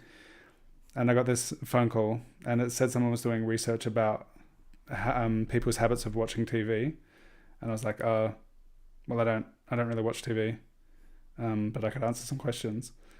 And they were asking these questions, and then Interpol, international police, but this was the Interpol were not asking about TV watching habits. This was a separate scam, I think.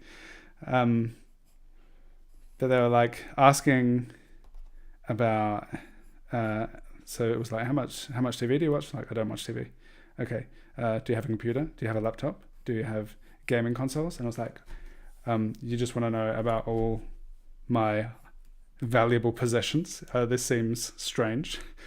Do you also want to know where they are in the house? And it was weird. I was like, I'm not going to finish this conversation. Bye. So that was strange. Yeah. I was like, oh, well, I'm just kind of making food. I can talk while I'm making food. Who are you? Let's have a chat. But but it was a bit weird. So because I don't know, who has my phone number? Why would they? It's not like they can randomly just call a landline like back in the good old days of telephone scams.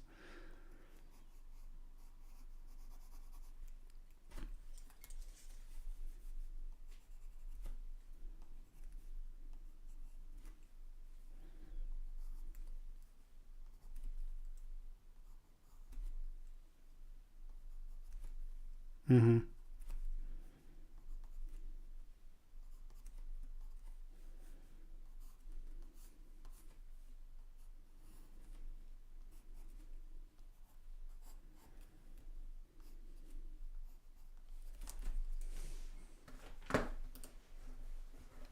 Were you about to say something, Shannon?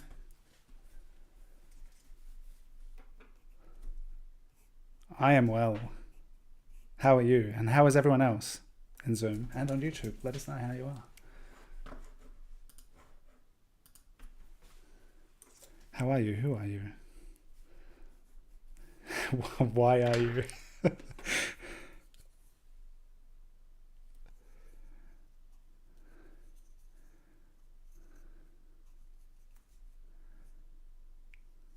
Yeah,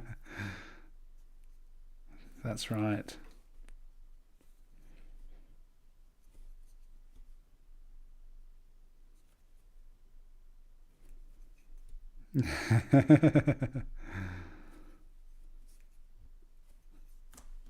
Oh, so great.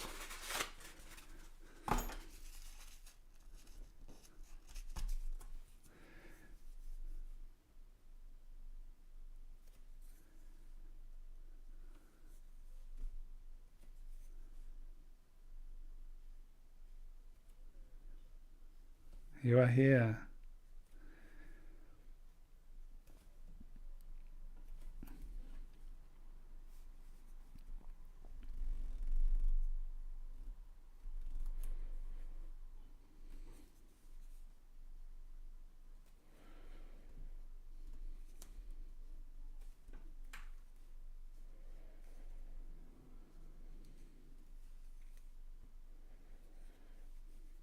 When Lisa adjusts.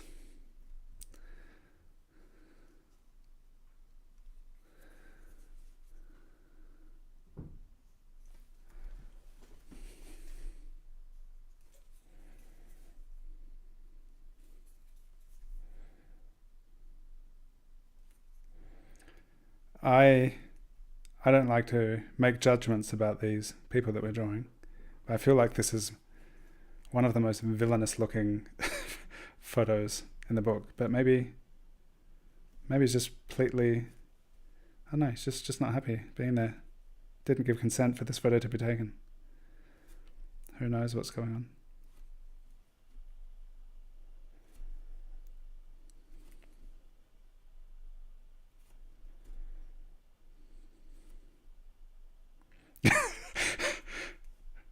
Responding to somebody doing a fart.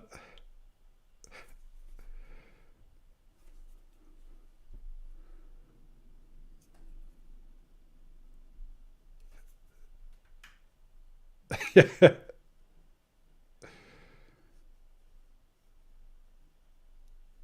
Yeah.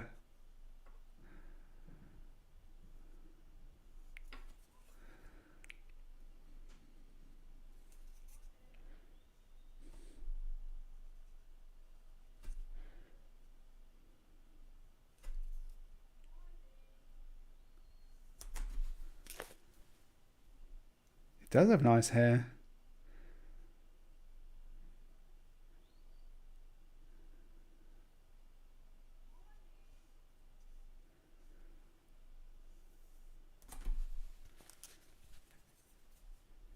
Dapper.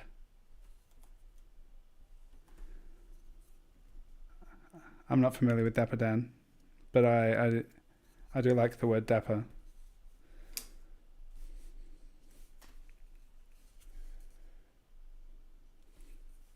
A toy, like a doll.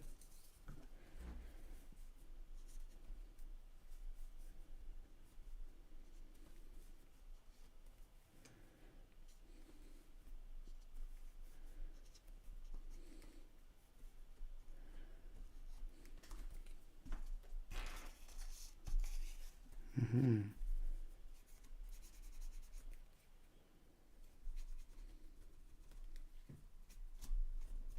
All right. No, it's good to be exposed to new cultural artifacts. Yeah, I may bump into Dapper Dan tomorrow, and they'll have like a framework of understanding. It's always good to learn things, I find. That was 10 minutes with Dapper Dan, William Munro, Larson, suspectedly, allegedly. Larson. That's a name, isn't it? Is it like a hereditary family name of someone who likes to deprive others of things? Where does the name Larson come from? All right. Thank you, William, for sharing this uncomfortable moment with us.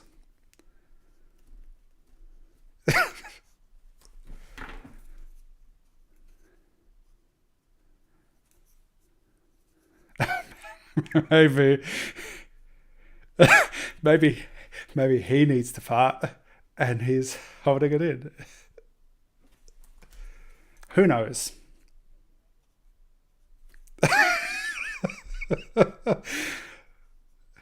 Who knows? Wasn't there. Can't ask him. All right. That's fun. Are we done? Bam, bam. Done. Okay. So we've got one more, and then I'm going to flip back through what I have done this evening, and you can all say in the chat that you would like to win, and you might. And we're going to finish with they're all suspected, so can't actually say that these people did anything other than pose for wonderful portraits. But Faye Watson was suspected of illegal cocaine possession. So that makes me wonder if there is also legal cocaine possession. And what is the difference? Okay. If anyone... Guilty of being foxy. We could just make up our the crimes that they were suspected of. Faye is guilty of being foxy. Suspected of cocaine possession, but guilty of being foxy. All right, let's go. 10 minutes.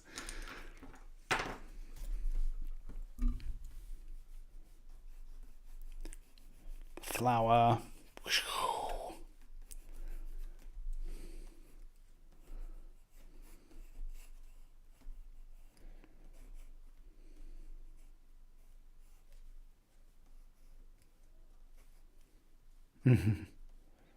Can't hear it. Automatic noise cancellation.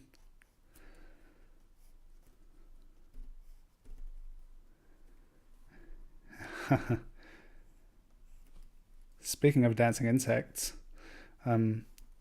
I got to see a swarm of bees moving to their new home, and they were just like a couple meters above our heads, flying over, and it was so loud and really amazing to watch.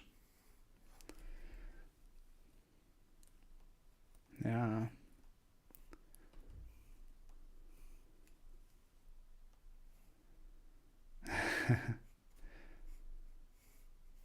Yeah.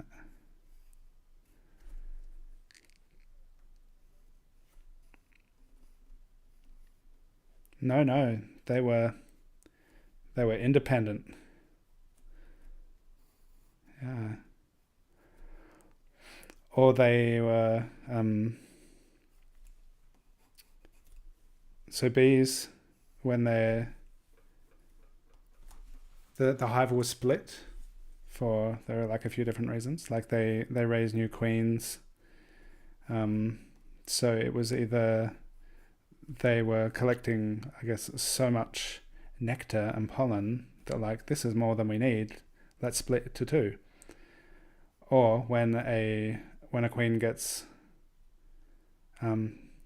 beyond her prime, then sometimes part of the colony will leave with the old queen, and a new queen will take over the hive. Well, then she can go and maybe start somewhere else. If my understanding of it is correct. I worked as a beekeeper for a while. I don't have any hives of my own, but I got to experience the hexagonal urge and hive consciousness for a couple of years. That's right. Tell me in the chat if you also experience a hexagonal urge sometimes.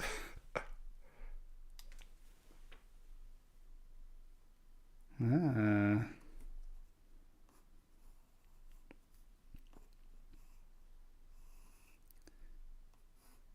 Yeah, so often they'll be within the hive. They'll the larva of a queen gets fed different food than all the others,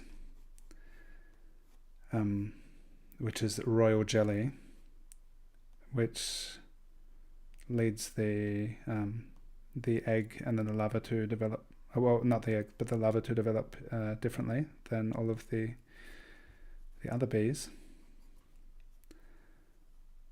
And they have bigger cells, so they have queen cells, and you can see them in the hive. They're much bigger than normal cells. They're quite outstanding, and often in spring, the hive will feel good. They are more harmonious and at rest when they know they have some reserve queens just in case.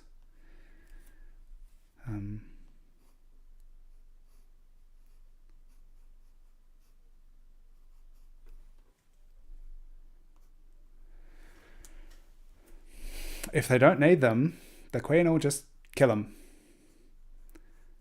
And when they hatch, so there'll often be multiple queens being raised at the same time, and the first queen to hatch will go around killing the other queens. Which, yeah, sounds pretty rough. They're all sisters, apart from the drones, who don't. Apart from semen and a relaxed atmosphere, don't really contribute a lot to the hive. They don't sting anybody, that's right.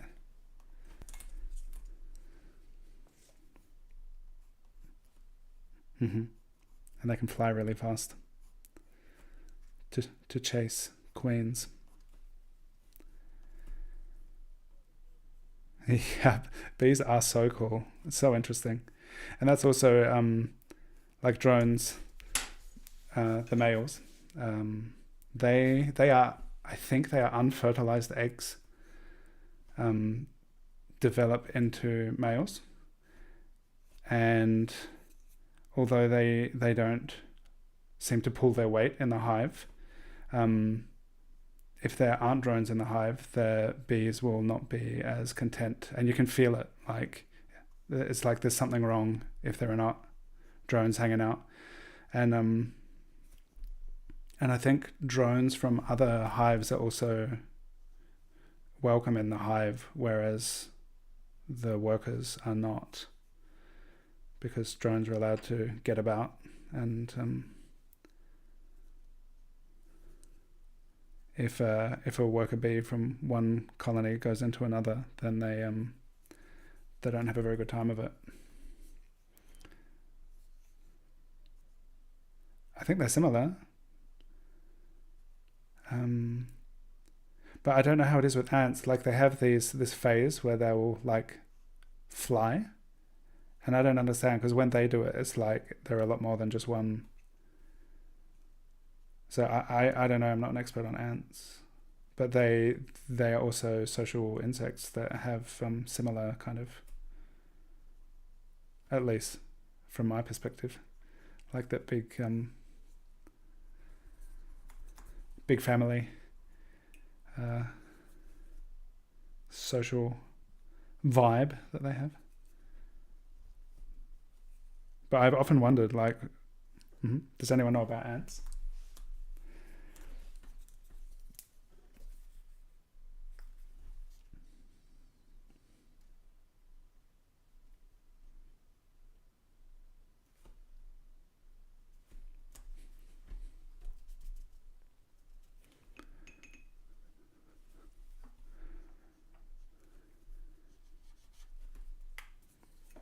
Shannon, I don't know if you were here, but I just mentioned I just uploaded my latest Patreon tutorial as I just before starting this. It's not bees, It's but it's natural ink, an acorn ink wash.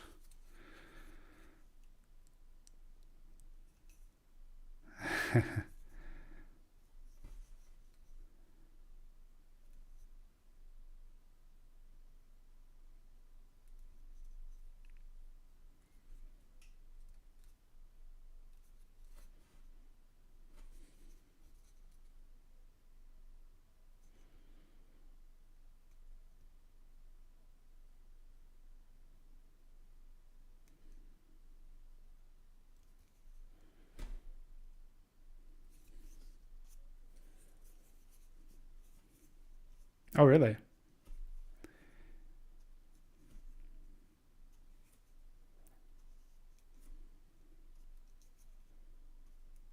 Cool. Is it charcoal? Like walnut bark charcoal, or just, do you know?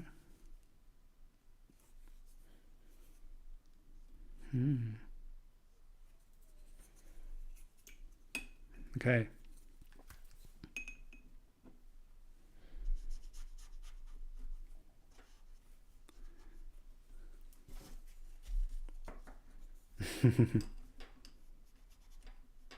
Oh, I just posted it just before starting this, and I'm sure you have lots of good reasons.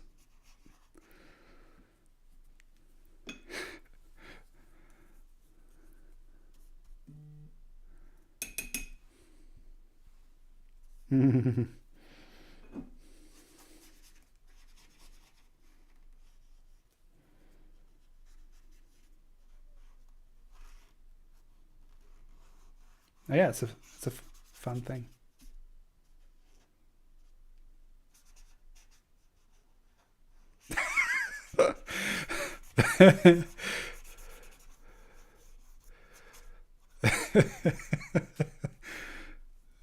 What a dilemma.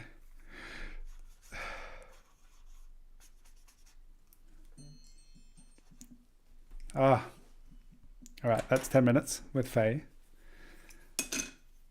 No, not ready. That can't be it.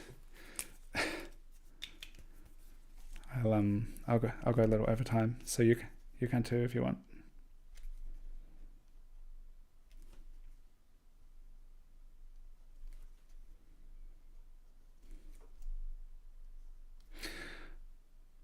No one at the moment.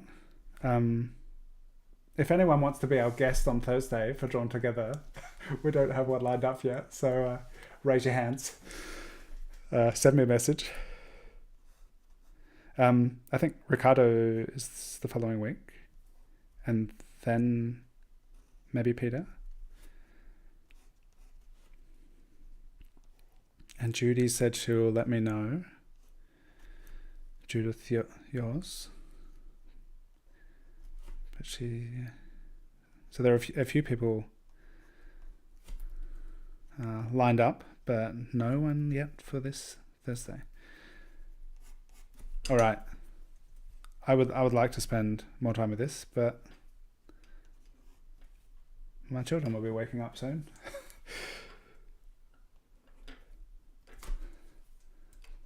Thank you for being here, everyone. And if you haven't already said in the chat that you would like to win, do so now, and you might. And as I say every time, I don't have a very quick, clever, automated way of getting the winner. I have to go to random.org after the live stream and put in my numbers. So there we have Faye. But that's what I do. I make a little spreadsheet with everyone's name who said they'd like to win, and then I let random.org decide which number, which person wins.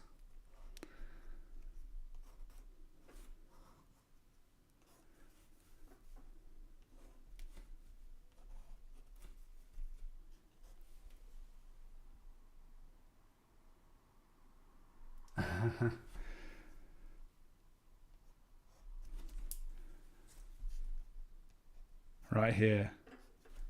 All right. So is Is that a watercolor pen thing, Dylan? Yeah, any questions that people have. Now, I have a moment to look at the chat. So if you have questions, please do ask. Yes, this is a Pentel brush pen, and it's just full of water. And so what I've been working with, I've hardly dipped this brush into ink at all. It already had ink on it, and I've just been diluting it with water, so it's not like none of it's super black. And then, so this has been like my darker color, and then I've just been using this water brush, this brush pen, to dilute it even further to put in some subtle shading. So yeah, this is one of those Pentel brush pens. That's right. Any questions have, feel free to ask. And now I'm going to have a look through all of these sketches that I've done, and I would love to hear from you what has been your favorite, or if you have any favorites of what I've done that you would like to win. And we'll just kind of take a moment to look back on the last 2 hours, the highs and lows, and this guy's so cool. William Munro, Faye Watson, Marie Perry,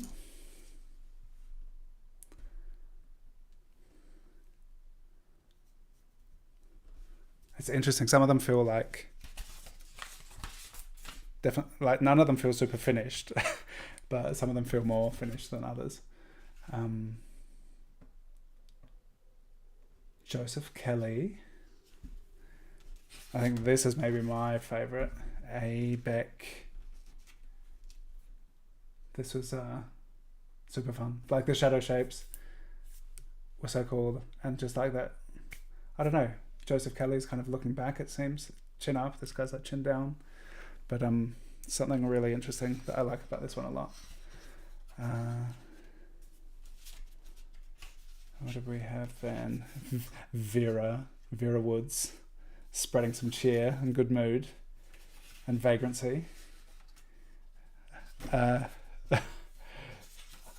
Tom, suspected drug offender.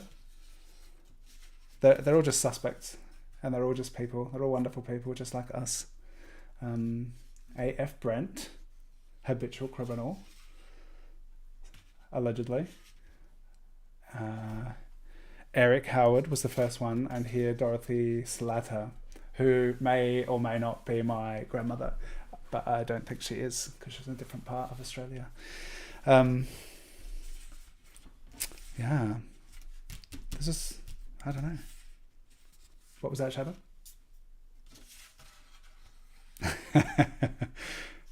I don't know. I can't ask her anymore about her years in Sydney. I don't know if she even ever went to Sydney, but something about this photo just reminded me of my Nana. Let's have a look at her again. Hey, Nana. Yeah, so that's what I did right now, the past 2 hours. And I would love to see what you got up to. So if you are sharing on Instagram or anywhere on social media, I'm on Facebook and TikTok and YouTube and Instagram. Feel free to tag me and use the hashtags drawingwithdylan and 10-minute portrait. No one has any extra questions. All right. Thank you, Meerwert Faber, for these little love hearts. Very cute. Thanks, Sayani. Thank you, everyone. Thank you all for being here. It's always fun hanging out and drawing together. And I think that brings us to a close for this evening, today. And if you made it all the way to the end, congratulations. And if you're watching the recording and make it all the way to the end, that's like extra special. And maybe, I haven't really planned it yet, but I kind of have a 2-week rhythm with these live streams. So perhaps in 2 weeks, there'll be another one. And if anyone would like to be a guest on Thursday for Drawn Together, then let us know. And if you want to get this book, it is really, really good. It's full of amazing photos, Underworld, mugshots from the roaring 20s. And there are a couple of pages, like it's it's full of this kind of stuff, like large format. Oh, look at that. Cool. And in the beginning and at the end, there are some pages where there's no stories or details about these people, but there's just like pages full of faces, and it's just amazing. It's, I don't know, so much potential, so many more potential references, and like there are so many that would be so cool to spend more time with. Oh yeah, there's George Howard, the photographer, but I just wanted to show you this spread where there's just like so many faces because it's so cool, but maybe I won't even find it. You'll just have to believe me, you'll just have to buy the book. Yeah, but that was it. Thanks for being here. Thanks for joining. Special thanks to everyone in Zoom. That's always nice. It's the yearbook. It's all of the criminals from my yearbook. And it's just pretty cool. Pretty cool. So thank you for joining me on this journey. Thank you to George Howard, who photographed all of these wonderful people from the Roaring Twenties. And see you next time. I will say goodbye to YouTube. And my pleasure. Thanks for getting in the Zoom room, and